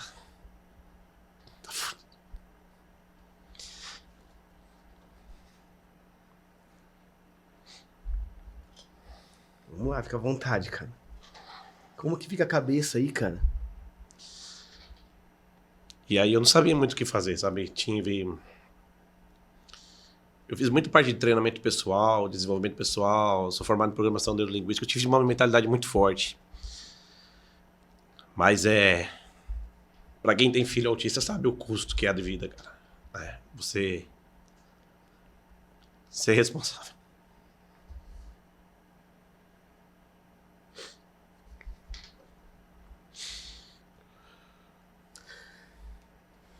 Meu, é Não tem como não se emocionar. Falar do filho da gente, ainda mais a condição que a sua filha tem, vamos dizer assim, mais ainda você tem que cuidar dela, né, cara? E ainda passar pelo que você passou. Como que é isso daí, cara? Pra ver eu e você hoje, um cara forte, um cara pra frente. Assim, no momento eu não restava oportunidade, não restava, vamos dizer assim, opções, né, cara? Você sabia que o mercado estava fechado, que, cara, eu tinha que trabalhar em cima do que eu tinha, né? Eu sabia que a vida da minha mulher estaria entregue a cuidar da minha filha, né? E que eu seria o único provedor da casa. E aí, naquele momento, eu faço algumas reuniões com o Elton, né? O Elton trabalhava comigo, por isso que eu falo que o Elton foi uma pessoa muito importante para mim, que ele segurou muita coisa também. E ali a gente traçou um plano, cara, pega o CRM nosso aí. Quem que são os nossos clientes? Qual que é o perfil dos nossos clientes? O cara, ele é farmacêutico, automobilístico, indústria química, enfim, tá. O que esses caras consomem, né? Todo mundo tem manutenção dentro da empresa, todo mundo tem não sei o que, tá bom. Quais produtos encaixam que comunica com a maioria dos nossos clientes? Ferramenta, EPI, né? E aí, o que eu fiz? Cara, eu apliquei uma estratégia eu aumentei meu mix de produto, né? E eu aumentei a minha participação dentro dos clientes que eu já tinha. Em paralelo com isso, eu também eu vi que muitas pessoas perderam o emprego e estava todo mundo indo pro lado do PJ. E aí, o que eu fiz, cara? Eu falei, eu tenho que abrir mais canal de vendas também. E aí foi o momento que eu entrei para o Mercado Livre para vender produto de automação. Olha que loucura, né? E aí eu fui colocando, aí fui lá, peguei e dei o auge. Via Almax? Via Almax.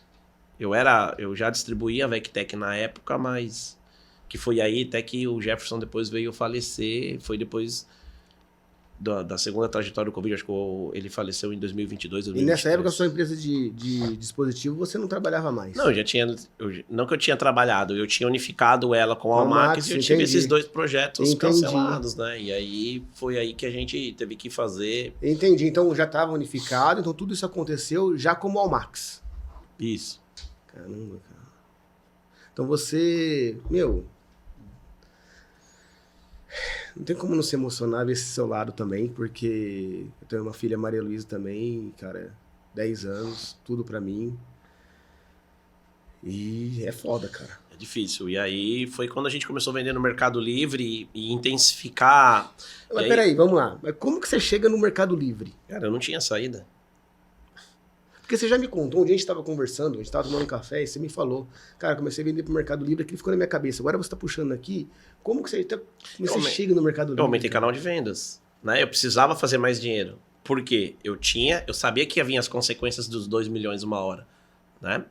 E aí é uma coisa que o Lázaro do Carmo, que foi o CEO da Jequiti, ele fala a história do burro, do ladrão e do rei, né? Não sei se você já ouviu, mas... Não, vamos lá. Vamos lá. Eu não vou saber contar com tantos detalhes a história, mas é mais ou menos assim. Né? O cara ele ia ser morto na guilhotina, né? O ladrão. Naquele dia ele tava olhando pela janela e conversando com o burro. Burrinho, você é morto hoje, né? A vida tá boa aí fora, que não sei o quê. Aí o soldado passa e fala, fulano, você tá ficando louco conversando com o burro? Você tá achando que burro fala? Aí o ladrão olha pro guarda e fala, não, eu venho de uma família que ensinava burros a falar. Larga a mão de ser bobo. E aí o guarda foi correndo lá e falou pro rei, tem um ladrão lá que vai pra guilhotina hoje que tá falando que sabe falar rei, que sabe fazer burro falar. E aí nessa época aí, eles eram muito vaidosos, né? E falavam, me traga ele aqui, porque eu vou ser o único que vou ter burro pra falar. Né? E aí ele falou, Diego, você sabe fazer burro falar? Sim, eu sou da família que vem tradicional que sabe burro falar. Você ia ser morto hoje pela guilhotina, mas eu vou te salvar. Eu vou te dar 1 ano para você fazer aquele burro falar. Se aquele burro não falar, eu vou te matar torturado para você sofrer, para você nunca mais aprender a mentir para os outros. Tá bom. Aí ele voltou para a cela para pegar suas roupas e o outro ladrão... Ei, Diego, cara, eu te conheço faz muitos anos. Você não sabe fazer burro falar? Aí você olhou pro fulano lá e falou assim, mas até lá o burro pode morrer, o rei pode morrer e eu posso fugir, né? Resumindo, tem hora que você tem que ganhar tempo. somente, entendeu? E foi isso que eu fiz. Eu me preocupei inicialmente em colocar a receita e canalizar e aumentar, gastando menos, porque ninguém ia receber vendedor na rua, né? E aí, volta para o início da nossa conversa, que a gente falou lá de marketing digital, e eu sempre fui muito conectado à digitalização. E eu falei, agora eu vou pegar um pouco que eu aprendi ali, vou estudar Google, tagueamento, remarketing, essas coisas, e vou aplicar. Então foi aí que eu melhorei o site da Almax, fiz meu e-commerce próprio, e eu fui aumentando meus canais de vendas, entendeu? E aí, hoje, o Mercado Livre, ele salvou a gente, né? Em paralelo ali naquele momento, porque era dinheiro em caixa, né? Você conseguia vender em 7 dias, o dinheiro estava na sua conta, né? E a gente começa. E aí eu brinco que é o famoso DDO, que eu aprendi isso com o Thiago Fonseca, né? E o TDO, né? O DDO é dinheiro dos outros. Então, como que eu fazia? Eu precisava de muito dinheiro e fazer ciclos rápidos, porque eu tinha que pagar o tratamento da minha filha, pagar as minhas dívidas e manter a minha operação rodando.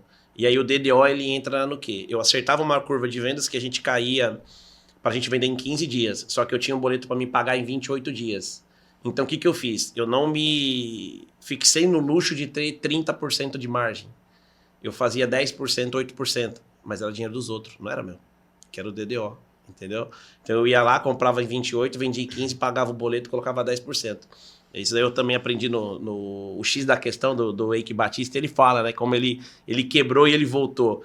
Ele falava, eu fazia o ciclo mais rápido ganhando menos. Então, quando eu ia ver, eu entregava 30 obras, mas era o equivalente a 5 obras com margem muito grande. Então, eu rotacionei muito, eu fazia muito giro de estoque, né? O dinheiro, ele é corrente, então quanto mais vezes ele sair da sua mão e voltar, independente de quanto seja, você está tendo uma lucratividade ali em cima. E foi aí que a gente conseguiu dar mais direcionamento para a nossa operação, ter ali o arroz e feijão, né? Então, o arroz e feijão da nossa operação, ela vem, eu brinco que é o canal digital, o mundo digital nosso, né?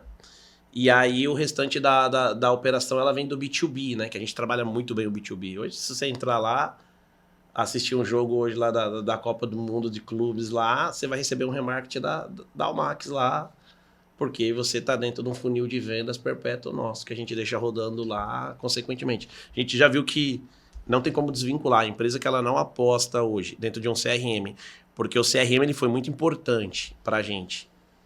O CRM ele me deu a base para mim trabalhar um mix de produto, para mim alcançar um share maior dentro de quem eu já estava. Eu não queria fazer aquisição de novos clientes, porque isso custa dinheiro. Ou você vai ter que ir para a rua, né? Enfim. E aí, isso daí me deu uma visão e a gente conseguiu canalizar e fizemos bem feito. O Elton foi um cara, ajudou muito. O Kaique, que ainda está comigo hoje, foi um cara que deu muita base, né? O Kaique, ele dá muita base ainda hoje para mim, né?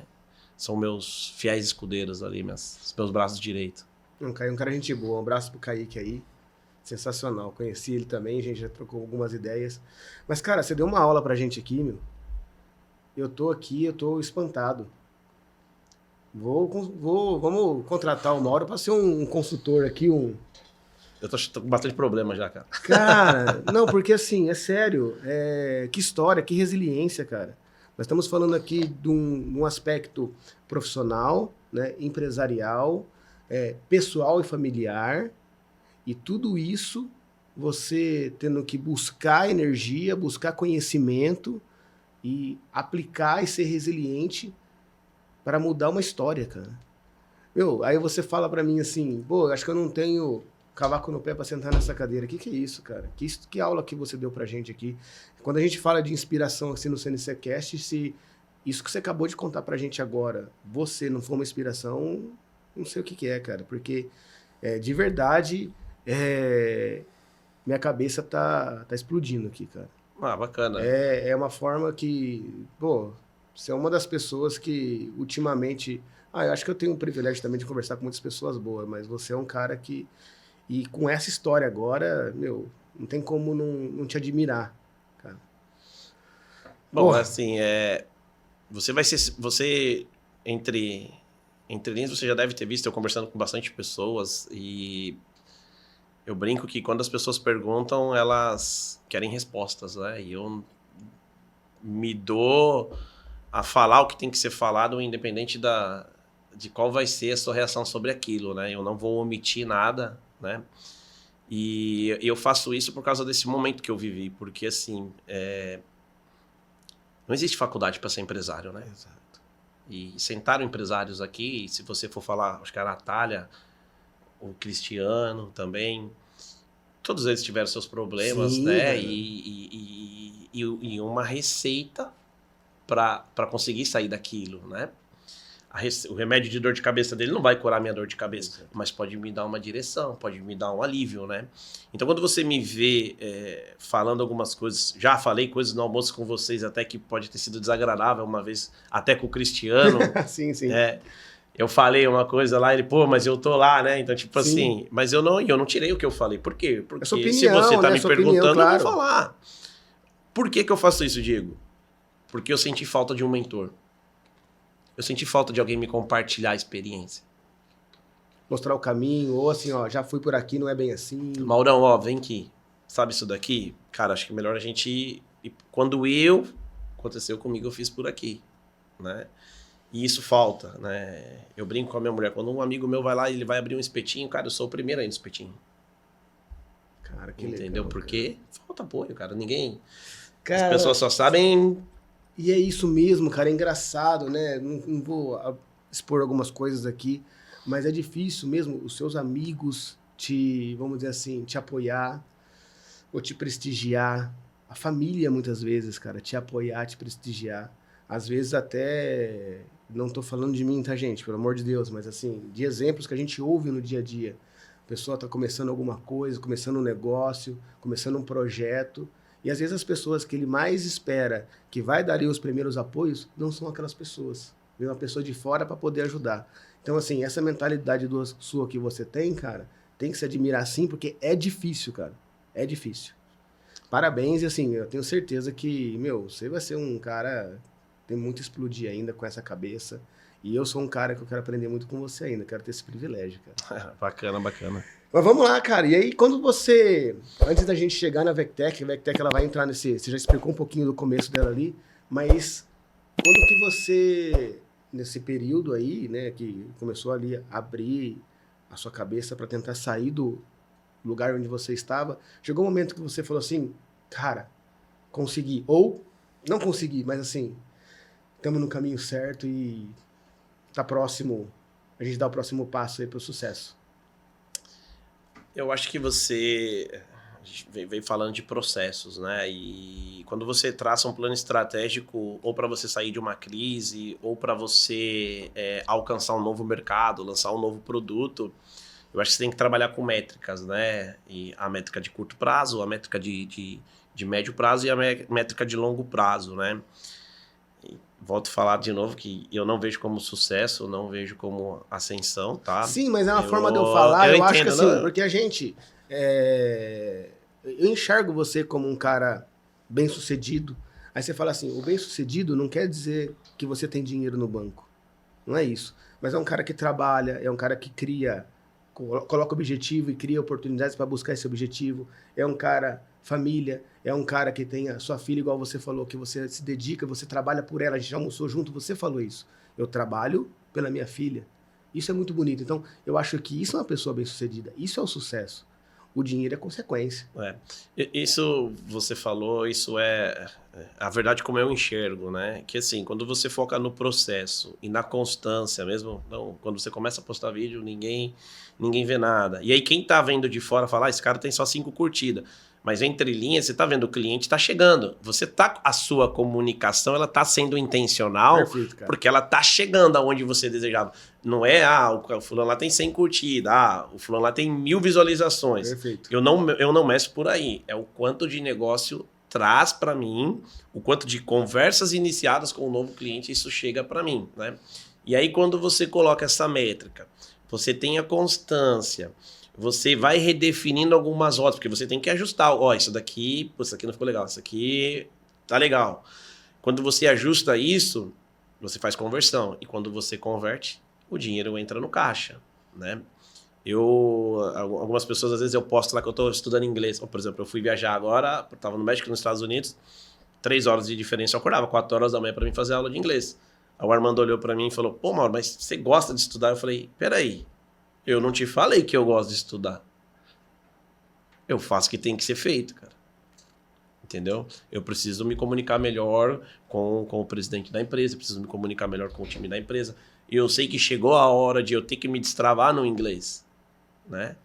Então eu só tenho que fazer o que tem que ser feito, cara. Estudar. Entendeu? E eu não gosto, mas eu tenho que fazer, né? Então quando você coloca constância, processo, constância, processo, o resultado ele chega. Então o Eike Batista também ele fala no livro dele lá que assim, cara, o dinheiro ele só é a consequência de um trabalho bem realizado, né? Então quando você cuida do trabalho, então você acaba tendo essa receita gerada e essa receita ela é convertida em mais vendas, em mais marketing, em mais conhecimento para você, né?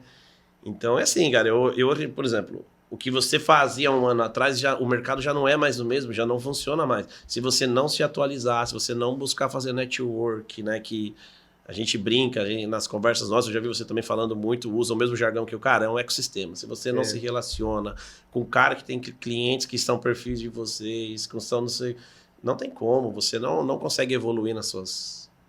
Exatamente, cara. Isso aí foi um mindset que a gente mudou faz mais ou menos aí um ano e pouquinho, porque eu não enxergava dessa maneira. Você falou da parte do digital, né? Às vezes eu olhava isso, cara. Curtida, visualização. Isso não quer dizer nada. E aí depois que você para de pensar nisso e começa a perceber o resultado daquilo que você faz, o que aquilo está retornando para você, ou quando você chega num cliente, pô, o cliente vai lá e comenta o que você fez, a empresa que você visitou, um vídeo que você postou, mas lá não tem curtida dele, não tem comentário dele. Mas como que ele sabe tudo daquilo? Mas não é um, é dois, é três.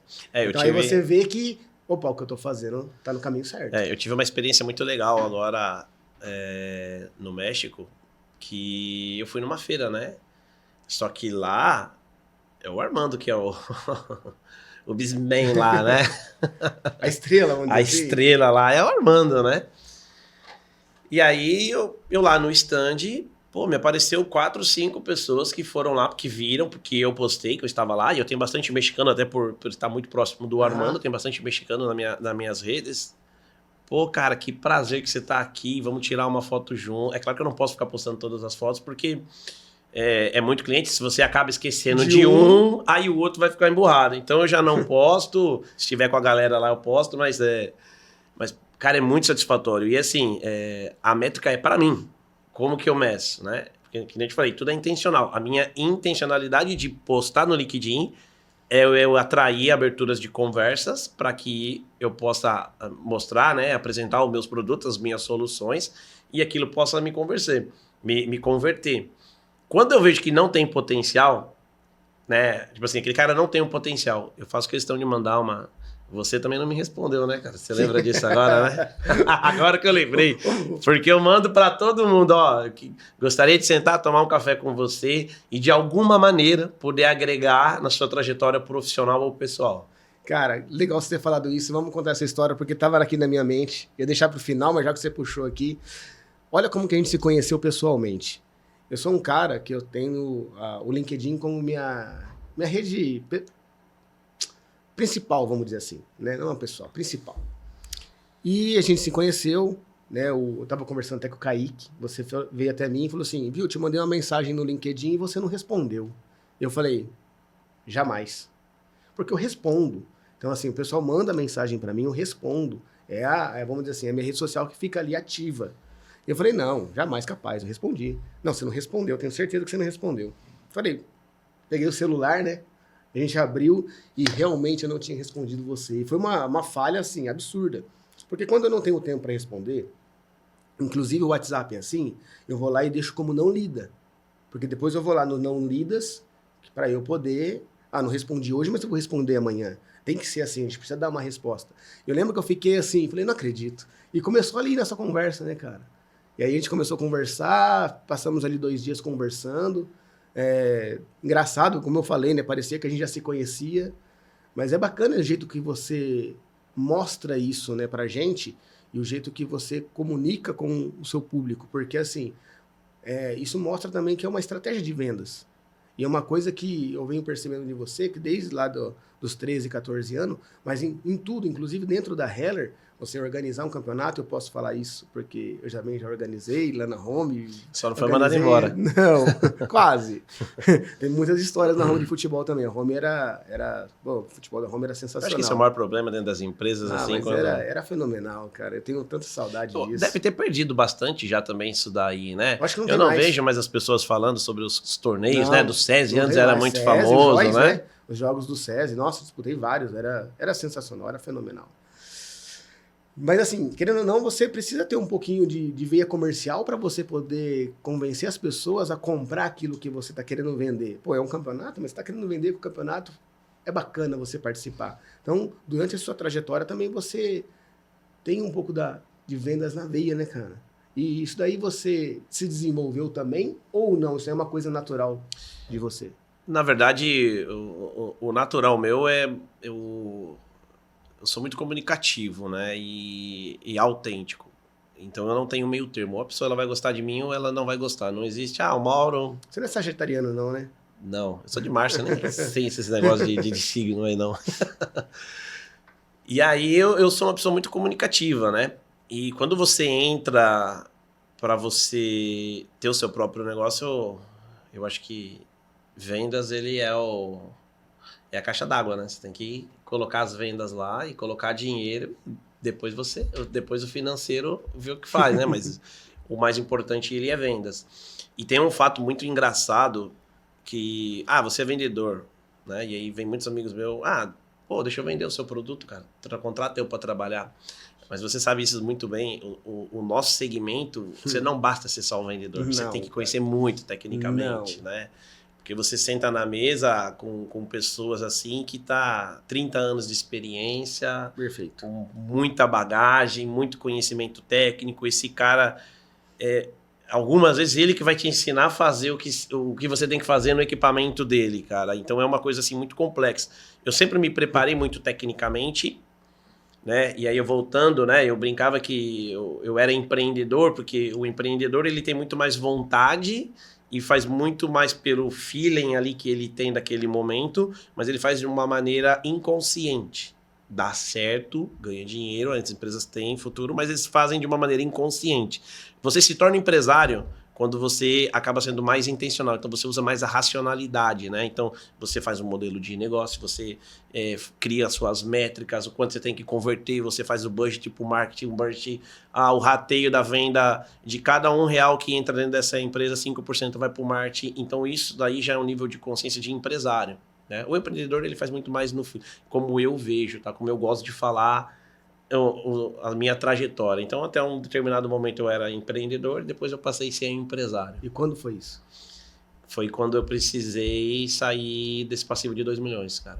Esse processo que você contou pra gente ali você teve que mudar seu mindset. Isso. Eu ainda hoje, eu devo pagar ainda uns 2 acordos comerciais disso, mas eu vou te falar que eu sanei, sem mudar de CNPJ, sem mudar de telefone, conseguindo tratar a minha filha, mantendo minha família, mantendo os recursos dos meus funcionários, das pessoas que confiaram também em mim e se mantiveram dentro do projeto, né? Os meus mentores, as pessoas próximas de mim que depois acabaram. Porque é muito legal, né? Hoje você vê o Mauro aí... o Mauro agora tá lá no Sul, agora o Mauro tá lá em Manaus, o Mauro tá no México, o Mauro tá nos Estados Unidos, né? E aí eu sou um homem de sorte, né? E não foi bem sai assim. do caminho, né, cara? Cara, e não é fácil ainda, né? Quando você sabe você fazer uma viagem... para você fazer uma presença representando o seu país, né, a divisão da empresa aqui do seu país, as suas coisas aqui continuam rodando, seu time continua trabalhando, né? Você tem que ter pessoas que você confia para isso acontecer, né, cara? Sim, mas tem coisas que... Eu sou um cara assim, ó, é difícil falar para você, Diego, e o Armando, ele pega muito no meu pé disso, a Lilian, que hoje é minha gerente administrativa, ela pega muito no meu pé. Mas quando você é um pai de uma criança autista, cara, e isso o Marcos Mion até falou esses dias, e as pessoas não levavam muito a sério o que eu falava. Tudo que você vai fazer, você se programa para que se você não tivesse mais aqui, cara, que você poderia deixar de existir amanhã. Entendeu? Por quê? Porque a minha filha vai ter que continuar recebendo tratamento. Entendeu? E eu sempre deixei isso claro para meus funcionários, que eu tento não ser eu não sou a propriedade intelectual da empresa. Eu só sou um meio, né? Eu não sou, eu estou na posição. E a gente vê isso pela VecTech, perdeu o Jefferson também na trajetória, né? Tinha centralizado tudo em uma pessoa, em um CPF. E você quase coloca em jogo uma operação de muitos anos, né? Desculpa. Então, o que isso traz para mim? Cara, eu não sou propriedade intelectual da empresa, então verticalizei minha empresa, tive que colocar processos dentro da empresa, tomadas de decisões, padrões de tomadas de decisões. E eu sempre brinco, quando alguém vem fazer uma pergunta, eu falo assim, você tem que fazer essa pergunta mesmo? Não temos um processo sobre isso? Eu não estou te perguntando para te diminuir ou te colocar em nível de inferioridade por cima de mim. Eu só estou te perguntando por quê. Se você tem essa dúvida, se não tem um processo, esse problema é meu. Porque eu não determinei um processo para essa tomada de decisão. Entendeu? Então, aí o erro é meu. Mas você tem certeza? Porque se você está me perguntando uma coisa que tem processo, aí eu já... Isso eu aprendi na minha trajetória, cara. Processo, tomada de decisão, matriz de decisão, né? Aprendi num curso do Senai, MASP, né? Metodologia, análise e solução de problema. Então, cara, sempre aplico isso. Não tem procedimento, para e faz um procedimento para isso daqui agora. A partir de agora é assim, cria um procedimento e vamos dividir para todo mundo. Mauro, não é mais uma aula, cara. É uma pós-graduação. não é possível, cara. Que legal, assim, legal, besteira falar desse jeito, mas, meu, que top. É isso, é sobre isso, é por isso que você está aqui, é isso que eu queria trazer. É o diferente, é uma geração mais nova, 36 anos, né? Com a mentalidade que você tem, não tem como. Cara, eu tenho 8 anos mais velho que você e tô aqui besta. Mas a gente vê hoje a indústria, ela já está fazendo uma movimentação, uma renovação, né? No Parque Fabril, né? Das lideranças, né? Você vê a Zoller com o Elias, o Elias já é uma pessoa mais jovem, você à frente da CNC também já é uma pessoa mais jovem, né? É o que dita algumas, tipo assim, estão colocando pulmão novo ali para dar mais fôlego e dar mais direção, né? E isso é bacana, meu, porque não são para todos, né? Mas para os que têm o privilégio, a responsabilidade é grande, mas... A responsabilidade é grande, exatamente. É grande, cara. Mauro, agora vamos lá. Vamos entrar na VecTech. Onde que a VecTech, você já contou mais ou menos ali quando acontece, né? Ali você já distribuía a VecTech na Almax. Quando você distribuía a VecTech na Almax, já fez parte dessa estratégia de ter mais mix de produto? A VecTech entra nessa trajetória ou não? E aí, que ano que foi? Como é que você estava no Almax quando acontece essa fatalidade com o Jefferson na Covid, né? E aí você acaba sendo a VecTech do Brasil. Quando que foi isso? Como é que foi continua na fase aí, vamos dizer assim? Como eu trabalhei na Heller, eu fornecia dispositivos de fixação, né, para algumas empresas e em um determinado momento eu fui para um mercado menos agressivo, né, que células robotizadas, o mercado me levou mais para esse lado e eu abri mão de brigar por dispositivo, porque realmente é um mercado, no Brasil ele é muito competitivo. Eu às vezes, como eu estou no centro ali dos projetos com a VecTech, eu sei as empresas que estão participando e basicamente quase que os valores deles, eu falo, meu Deus do céu, como que conseguem fornecer isso daqui a longo prazo, médio prazo não é sadio, né? E empresas, você vê um perfil assim de empresas com gestão familiar, o cara não tenta profissionalizar a gestão da empresa, não estou tirando o mérito, né? Mas são empresas que faturam 15 milhões, 20 milhões no ano, você já não deveria ter mais uma gestão, né? Familiar, né? Eu brinco que o empresário ele tem que ser muito racional, ele tem que ser justo com ele, né? Eu tenho capacidade para fazer, eu não posso fazer tudo, né? Aonde que eu performo mais? Eu performo mais vendendo? Então eu vou dar o meu melhor para a empresa, eu vou ir vender, né? Não vou ficar aqui gerenciando fluxo de caixa. O fluxo de caixa eu vou contratar alguém que saiba, né? E aí eu parei de fazer dispositivo de fixação e eu me recordo, eu não atendi o telefone do Jefferson. O Jefferson era um cara muito chato. Eu brinco até hoje com o Armando, eu falo, Armando do céu, esse cara, ele, pra abrir caminho, era com ele. Ele entrava pela faxineira, pelo porteiro, até chegar no gerente para poder falar de VecTech. Isso o Jefferson tinha muito mérito. E ele era muito chato, cara, de ligar, de... Chato no bom sentido, assim, chato do vendedor que não desiste. Se o cara pode comprar R$1 dele, ele vai lá gastar tempo para esse cara gastar R$1 com ele. E ele foi um cara que, ele muito comunicativo. E aí eu não atendia. Teve um determinado dia que o Armando estava aqui no Brasil e estava com o Jefferson, passando em Campinas. Aí esses caras me pegaram na frente da empresa, não consegui nem fugir deles. E você não trabalhava com VecTech até então? Não. E eu já não fazia mais dispositivos. Eu deixei de fazer dispositivo em 2015. E isso, quando eles foram lá, era já 2018. Aí eles entraram lá, quiseram mostrar a VecTech, tal. Falaram, não. Eu falei, não, cara, eu não faço mais dispositivo, né? Eu tenho uma empresa agora de distribuição, trabalho com robô. E ele falou, não, então você vai ser o nosso distribuidor, cara, ajuda a gente. E aí era um produto que eu me conectava, porque eu trabalhei com isso a minha vida toda, né? E eu conheci a VecTech até em si, porque ela é concorrente das empresas que fazem frente com ela, né? A Homerheld, que hoje era o principal player ali com a gente. E aí eu falei, pô, eu vou gostar, vou cair pra dentro disso daí. Só que assim, né? Eu administrava uma carteira, eu era muito mais receptivo. Então, quando eu recebia as oportunidades ali naquela gama de clientes que eu já trabalhava, eu oferecia o produto. E aí eu comecei a viver VecTech mesmo em abril de 2023, que foi quando o Troy pediu para que eu assumisse a operação mesmo. Né? Que é aquela história que você contou pra gente no começo. Isso. Aí eu, até agora na nossa reunião corporativa que a gente teve essa semana, o Armando olhou pro Troy e falou, Mauro está bêbado de VecTech, ele só fala de VecTech, ele esqueceu que ele tem a empresa dele também. E é basicamente isso. Por quê, cara? É um produto que a gente acredita muito, a gente não tem um share ainda que nós desejávamos dentro do Brasil. A gente tem muitas dificuldades que o produto core business nosso, não temos um share muito grande dentro do Brasil, né? A gente quase que não vende nada, porque os fabricantes de dispositivo acabam vendendo os cilindros dele, né? Eles fabricam ali soluções copiando os padrões nossos, né? De fixação, né? Não os padrões construtivos. E aí acaba que competindo, eles são clientes nossos, deixam de usar os nossos produtos para dar competitividade, mas a gente sabe que é coerente porque o mercado brasileiro ele tá muito, cara, muito...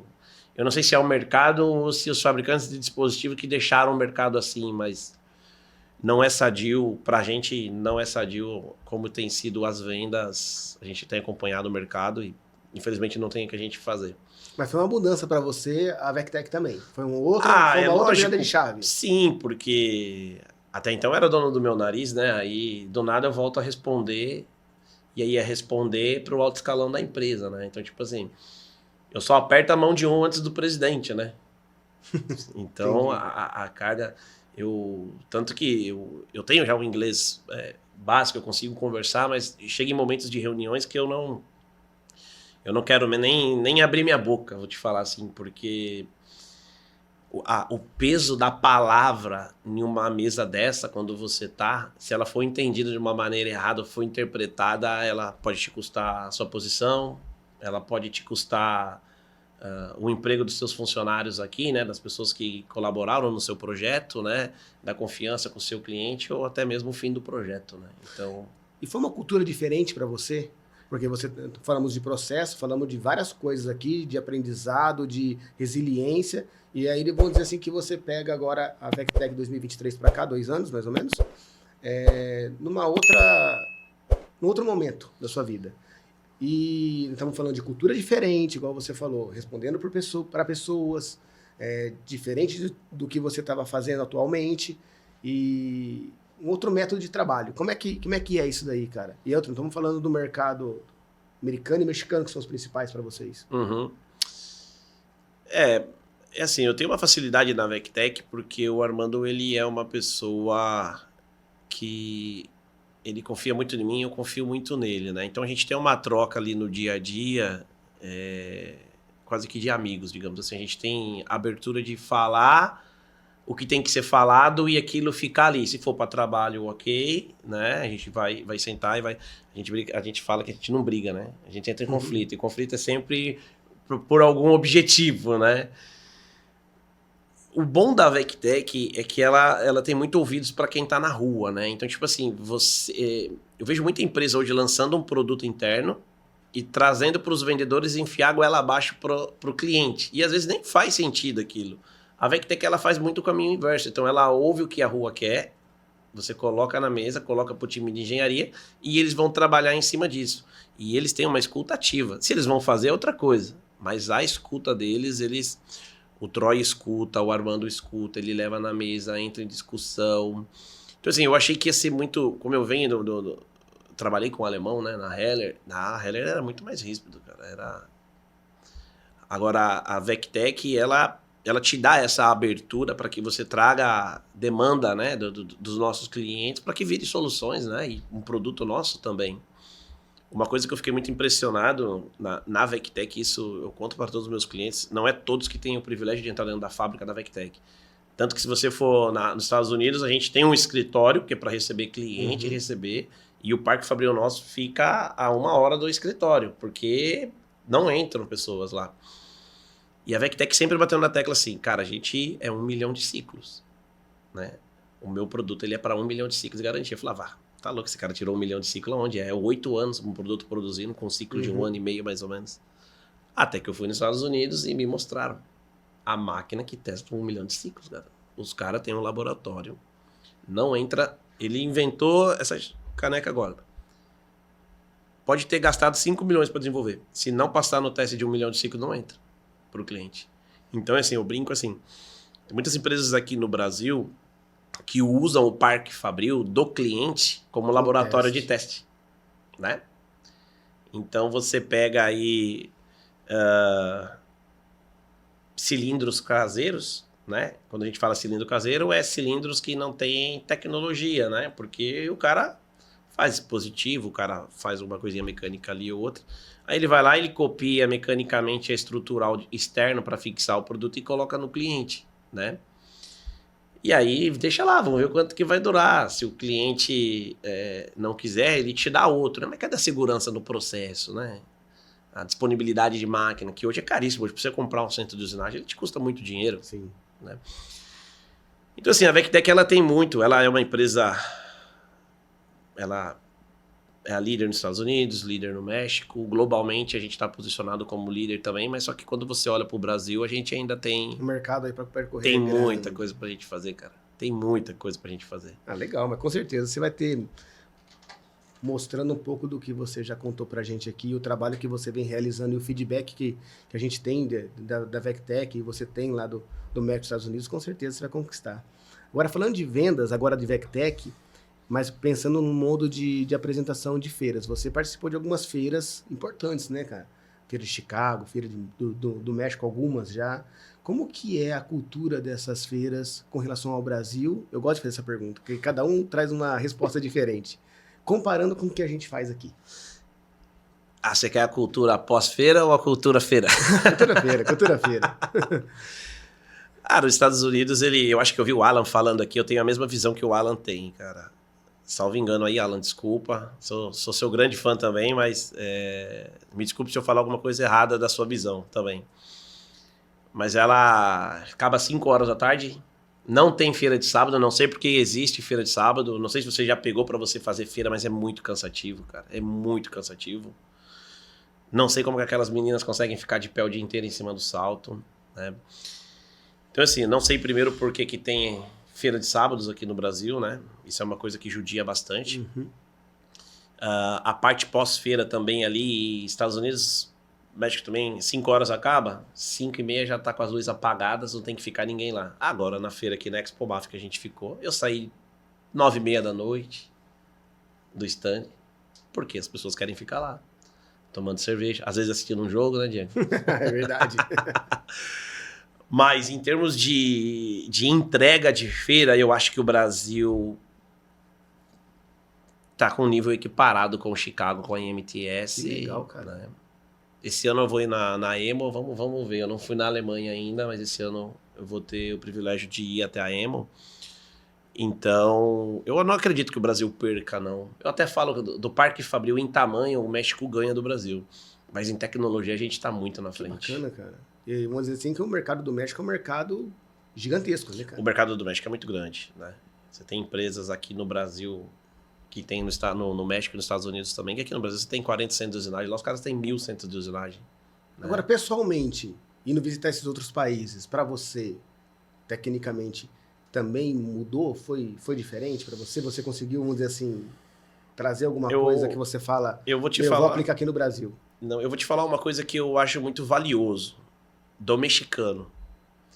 Aqui no Brasil, as pessoas até às vezes tiram sarro de você ser graduado numa faculdade. Ah, você se formou? Na onde que você se formou? Ah, aquela lá não vale nada. Né? E no México eu percebi, assim, nas vezes que eu estive no México, é que, por exemplo, você tá chegando no meu stand lá na feira agora. Ô, e aí, engenheiro Diego, como é que você tá? E eles colocam a patente sempre antes, tipo assim, como se fosse um orgulho o cara ser engenheiro. E de fato é, entendeu? Mas eu fui questionar o Armando, falei, pô, Armando, eu vejo, né, isso daí, tal. Por que nos Estados Unidos não e por que no Brasil não? Aí ele fala assim, cara, a vida do mexicano ela é muito sofrida. E eles ganham muito pouco. Você fazer faculdade aqui nesse lugar é um privilégio para poucos. E o pai sacrifica a vida dele, basicamente, para o filho fazer uma faculdade. Então, quando o cara é formado, a gente faz questão de falar que o cara é engenheiro e parabenizar ele por isso, porque alguém derramou muito suor para que ele tivesse aquela patente. Cara, que interessante. Entendeu? E eu acho isso daí, cara, é algo de... Vamos dizer assim, de inspirar realmente, né? Porque se você pega e você vê, pô, cara, alguém sacrificou. Se você pega hoje faculdade, já não é mais barato, independente de qual que for, Diego, não é mais barato uma faculdade, cara, né? E quando você tem o privilégio de você poder ter um lugar para você dormir, um lugar para você comer, um lugar para você estudar, né? Alguém tá fornecendo isso para você. Mas nem a gente mesmo acaba valorizando, né? Eu também fiz engenharia elétrica, eu não falo para ninguém. Mas você, então... Né? É uma coisa e agora eu te trago aqui um nível de consciência mais além, né? Exatamente, cara. Então, assim... meu pai trabalhou pra caramba, cara. Vai me estudar, minha mãe ali, meu pai fazia janta, minha mãe trabalhava fora em Campinas. E você falando isso aqui agora, vem uma nostalgia, cara. Sim. É verdade, cara. E o brasileiro, ele não tem isso. O americano também não. O americano, ele é mais fechado, né? E já é mais comum essa parte de ensino, assim, né? Já é mais acessível. Que insight bacana que você trouxe aqui, cara. Mas, viu, e fiquei sabendo, não lembro agora se você comentou ou não, que você também tentou lançar moda lá no México, né, cara? O pessoal ficou meio impressionado com você lá, né? Eu gosto de usar uns ternos, mas... Eu sou gordinho, né, cara? Então eu tenho que mandar fazer meus ternos, porque não é todos que encaixam, né? E aí o descendente de italiano, né, quer usar as calças curtas. A primeira vez que eu fui pro México, o pessoal dava a volta no stand, assim, pra tirar foto. Não era minha, não. Era das calças minhas. Calça mais curtinha ali, a moda. As calças mais curtinhas ali, falava, quem que é esse doido aí? Você contou pra mim, eu dei risada pra caramba, cara. Mas que legal, cara. Meu, que história bacana, cara. E como é que o que você pensa pro futuro? Qual que são os seus objetivos pro futuro? Você já contou muita coisa aqui, igual você falou, né? Um site bacana, cara, que você nunca pensa, vamos dizer assim, de uma maneira fixa. Você sempre pensa, um dia posso não estar aqui. Já é uma visão bem diferente do que a gente ouve no dia a dia. Mas como que está seu planejamento para o Mauro, para o Max, para a Vectec? Como é que está o planejamento hoje, aí, o objetivo, vamos dizer assim? Na minha vida pessoal, eu acho que o meu foco principal hoje é conseguir se comunicar em inglês, cara. É uma coisa assim... eu vejo muita zombação, às vezes, de pessoas que talvez gostariam de estar na minha posição hoje dentro da Vectec, né? E as pessoas falam assim, mas como que você está lá se você não fala inglês? Aí eu falo, mas eu sou bom em números. Né? E é número que importa. Claro. Né? O Lázaro do Carmo, ele tem um livro, né? O que importa é os resultados. Sim. Né? Não que eu faça jogo sujo, mas eu sou bom em números, cara. Eu sou bom em fazer modelo de negócio. Entendeu? Eu sou um bom gestor de crise. Né? Então, para minha vida pessoal, eu acho que o inglês hoje, ele é o que eu preciso, né? Para o Max, a gente está agora em um momento de expansão, né? A gente tem um plano de expansão aí. A gente abriu um escritório agora em Manaus. Logo acompanhando, bacana. Logo a gente vai estar em Caxias, Joinville, Betim e Salvador. Esses são o crescimento para os próximos 2 anos, né? Olhando a longo prazo. E é muito engraçado como que eu planejo, né? Vai ficar um insight aí para vocês também. Então, quando eu tô com alguma ideia, o que eu faço? Eu pego um pedaço de papel e eu escrevo tudo que eu tô planejando. Guardo esse papel na minha gaveta. Daqui 10 dias, eu pego um papel em branco e escrevo de novo. Aí eu pego os 2 papéis. Se os 2 papéis estiverem divergentes, a ideia não tá madura na minha cabeça. Tá dizendo que cada hora eu tô delirando de alguma maneira. Eu estou vendo a situação com ângulos diferentes. Aí eu pego e jogo fora. Eu vou lá e escrevo de novo. Daqui 10 dias eu pego e escrevo de novo. Ah, tá bem similar. Bom, então já tá maduro na minha cabeça. Então eu posso seguir. Então eu planejei assim a expansão. Pô, o Elton fez isso aí antes dele sair com nós. Aonde que tava as cowork, onde que eram os lugares que a gente poderia ir, o quanto que a gente ia ter de custo fixo para cada funcionário, qual que era o break-even de cada operação, aonde que tinha oportunidade, quem já eram os clientes que nós temos em carteira naquela posição. E a gente começou pelo mais difícil, pelo Manaus. Porque a gente não tem nada. Então, se eu crescer R$100, eu cresci 100%. Com certeza. Se eu crescer 1.000, eu cresci mais 100%. Cara, não vai ser mais uma pós-graduação. Logo, logo vai ser um MBA aqui, pô. O que é isso? Que sensacional, cara. Não, é verdade. Isso daí a gente ouve muito, né? Eu gosto muito de podcast, livro, não de autoajuda, vamos dizer assim, mas livro de mindset, vamos dizer assim. Mas você está falando de uma forma aplicável tudo isso daí. Não é uma teoria. Você está falando o que realmente aconteceu na prática com você. Então, isso eu acho que traz muito mais peso pelo que você está falando. E por isso que, tipo assim, para mim aqui está sendo muito gratificante estar ouvindo você hoje aqui, cara. O que é isso? Espero que você esteja gostando da gente trocar essa ideia aqui também, porque para mim está sendo... Ah, cara, todos são especiais, né? Não tem como. Cada dia que eu venho trazendo uma pessoa aqui, para mim sempre faz parte do meu coração, assim, pessoal. Mas está sendo fenomenal a gente fazer esse papo aqui. Mas vamos lá, que a gente está 1h50 falando aqui, né, cara? E com certeza a gente falaria muito mais. Mas aqui na parte final nossa, o convidado, e eu acho que você poderia ter inúmeros livros para trazer para a gente. Qual foi o livro que você trouxe para a gente aqui e por quê, Mauro? Bom, bacana. Eu fiz questão de trazer 2 livros porque eu acredito que fazem muito sentido para o Diego e para o momento do Diego, né? Um dos livros é do Alfredo Soares, sou grande fã, né? Todos somos uma marca, né? Eu acho que faz muito sentido do momento que você vem desbravando aí, né? Esse livro é da minha coleção, tá com o meu nome aqui isso, ainda, cara. Ok? Eu já li esse livro algumas vezes, né? E eu fiz questão de trazer esse daqui, que é o Account Based Marketing, né? Que ele é um livro, ele não é um livro de autoajuda, ele é um livro de um método, né? Ele é um método de vendas, um método de marketing, tá? Ele foi onde que eu fiz as minhas viradas de chave para os negócios, né? Então, naquele momento de crise, onde que eu precisei fazer canal de vendas, mix de produto, você tem o share do mercado, mas existe o share dentro do cliente, então o cliente consome R$1.000 desse produto, mas só te compra 300, como que você aumenta, qual que é a estratégia de vendas, então foi esse livro aqui que me deu base. Às vezes eu posto ele dentro do LinkedIn, que eu já li esse livro de 4 ou 5 vezes, né? Porque realmente toda vez que eu estou um pouco perdido, eu quero refazer algum plano de negócios, eu recorro a ele para reler alguns capítulos, trazer mais frescor naquele conhecimento, né, para mim. Que isso, eu tenho que te agradecer, cara. Pô, o Alfredo Soares é um cara que eu sigo, é um cara que eu já tinha visto esse livro, já peguei esse livro algumas vezes na mão e nunca comprei, e você tá me presenteando com ele agora, com certeza vai ter um espaço especial aqui lá na minha prateleira e depois para aprender um pouquinho disso, né, que realmente todos somos uma marca, você falou do meu momento, isso daqui faz parte de uma marca, né? Faz parte do meu nome também do CNCcast. E esse daqui já é diferente, né, cara? E muda, isso é a Bíblia. Muda o patamar, né, cara? Eu tenho a Bíblia de vendas também, que a Natália me presenteou, e eu acho que vai agregar muito. Isso daqui, não só para mim, acho que mais para todo mundo lá dentro da CNC Lab ou em volta de mim que poder consumir isso daqui. Cara, obrigado, eu só tenho que te agradecer. Maravilha. Muito obrigado mesmo, e depois a gente vai reagir a esses 2 livros aí, a gente vai comentar ele. Tem que aplicar, não precisa... exatamente, né, cara? Cara, sensacional, cara, gente. Dá uma olhada aqui. 2 ainda. 2. Abrindo espaço aqui, eu queria agradecer você pela oportunidade, né?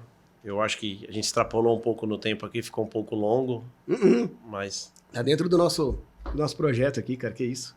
E outra, isso é uma primeira parte, né? Acho que o projeto do CNCcast, ele vai muito além, né, dessa fase que a gente está passando. A ideia nesse momento é homenagear pessoas. A entrevista aqui é te homenagear contando a sua história. Mas ainda a gente vai agregar muito esse projeto, porque conhecendo pessoas como você e como outras pessoas que já passaram aqui, a gente ainda tem mais, vamos dizer assim, muito mais assuntos para trazer, para inspirar as pessoas dentro do nosso segmento, aí, dentro do nosso ecossistema. Então, assim, o que você achou? Cara, não sei se você já tinha participado de um podcast ou não. Foi mais fácil do que eu imaginei. Que isso, cara. Tirando um corte aí que vai ter que ser quando entrou um mosquitinho no olho aqui, mas tá tranquilo. A gente tá... Cara, Mauro, cara, o que eu posso falar pra você? Foi, pra mim, pessoalmente, acho que pra todo mundo que assistiu e o pessoal que tá acompanhando aqui, foi surreal. A gente teve de tudo aqui em termos de história, de aprendizado, de emoção. Então, ali, você ficou emocionado no momento, falando ali do seu momento, quando sua filha nasceu, foi diagnosticada com autismo. E você se emocionou e ali eu deixei, né, você um tempo, porque eu acho que passa muita coisa na cabeça naquele momento. Então, qualquer coisa que eu dissesse ali, não ia adiantar. Então, acho que é até bom a gente lembrar um pouquinho do que a gente passou, né? A ideia também do projeto aqui é contar essa história, talvez ter ali uns highlights da nossa vida, e acho que você conseguiu trazer isso pra gente e talvez curtir um pouquinho também ali da sua história. Então, cara, muito obrigado por compartilhar com a gente, de verdade. Não sei se você tem mais alguma coisa para deixar pro pessoal, para todo mundo que assistiu aí, alguma mensagem. Você deixou tantas, né, cara? Se a gente for pegar os cortes aqui, a gente tem muito assunto para colocar no ar aqui, em termos de LinkedIn. A gente vai usar muito ainda aqui seus ensinamentos. Então, se você tiver alguma coisa para falar aí, fica à vontade, para a família. Agradecer a oportunidade, né? A gente sabe que não é um projeto fácil de se tirar do papel, um podcast, né? Eu já comentei com vocês também que a gente tem ainda, né? Um projeto lá na gaveta, mas a complexidade eu brinco que o cemitério ele é o lugar mais rico do mundo, né? Porque ali se morreram muitos projetos que não foram colocados, né? em execução, né? E é muito difícil. Tem que se valorizar um trabalho desse, tem que se sentir privilegiado em estar sendo um convidado e poder participar, porque a gente sabe que não é fácil de colocar. Você tem seus compromissos ainda no seu trabalho, que você tem que atender cliente, você tem que vender, né? Mas está aqui, está nutrindo o ecossistema, né? Com pessoas que fazem parte disso, exatamente, né? Do seu mundo, do mundo corporativo que você convive, né? Então, assim, é gratificante. Eu agradeço. O que precisar de apoio meu para que esse projeto ainda continue, a gente está aqui à disposição. Que isso, cara. Que felicidade. Que felicidade mesmo. Felicidade de estar aqui com você, igual você falou, né? Pessoas dentro do ecossistema. Acho que todo mundo que veio aqui pode até falar. Chamei você de amigo. Semana passada, retrasada, estava com o Isaías aqui. Também chamei de amigo. Mas as pessoas que sentam aqui não é porque são meus amigos ou porque eu sinto que são meus amigos. É porque tem história e, vamos dizer assim, tem muito cavaco no pé. E para poder contar um pouquinho da história e ser inspirador lá pro pessoal, tem que ter cavaco no pé. E você com 36 anos tem muito cavaco no pé, cara. Obrigadão aqui por trazer sua história pra gente. Valeu, obrigado. Mas é isso, pessoal. É isso. Acho que eu usei a palavra besta, né? Vamos dizer assim. A gente aqui é muito natural. E eu tô besta com a história do Mauro. Imaginava que ia ser muito boa. Já tinha essa ideia de trazer ele aqui para contar, porque das poucas vezes que a gente conversei com ele e contou a história dele, eu sabia que ia ser um mindset diferente, um jeito de pensar diferente do que a gente já viu aqui, mas me surpreendeu, cara, me surpreendeu. Então, espero que vocês tenham gostado aí, e não tem como não pedir, né? De novo, que a gente pediu no começo. Uma a gente falou, né, Mauro, assim, às vezes quem a gente espera não apoia a gente, mas curte lá, compartilha, segue, a gente está lá. O número de curtidas, lógico, né, não condiz com o que a gente está mostrando, mas ajuda a chegar em mais pessoas, né, e fazer um negócio mais, vamos dizer assim, divulgado, né? Uma curtida de vocês ajuda aí. YouTube, Instagram, LinkedIn, tudo que vocês puderem nos ajudar, curtir, compartilhar, a gente fica feliz. Então é isso, Mauro. Cara, já agradeci você aqui, ó. Valeu, obrigado. Oficialmente, cara. Muito obrigado mesmo. E, pessoal, é isso. Tá? Espero que vocês tenham gostado muito. E comentam lá o que vocês achou, tá? Escreve aí que depois a gente responde vocês lá. Tá bom? Logo, logo, mais um campeão como o Mauro aqui para contar mais uma história sensacional para vocês aí. Sensacional. Falei errado aqui. Tô até emocionado. Gente, CNCcast na área. Até a próxima. Muito obrigado. 17º episódio aqui. Logo, logo, mais um para vocês. Até mais.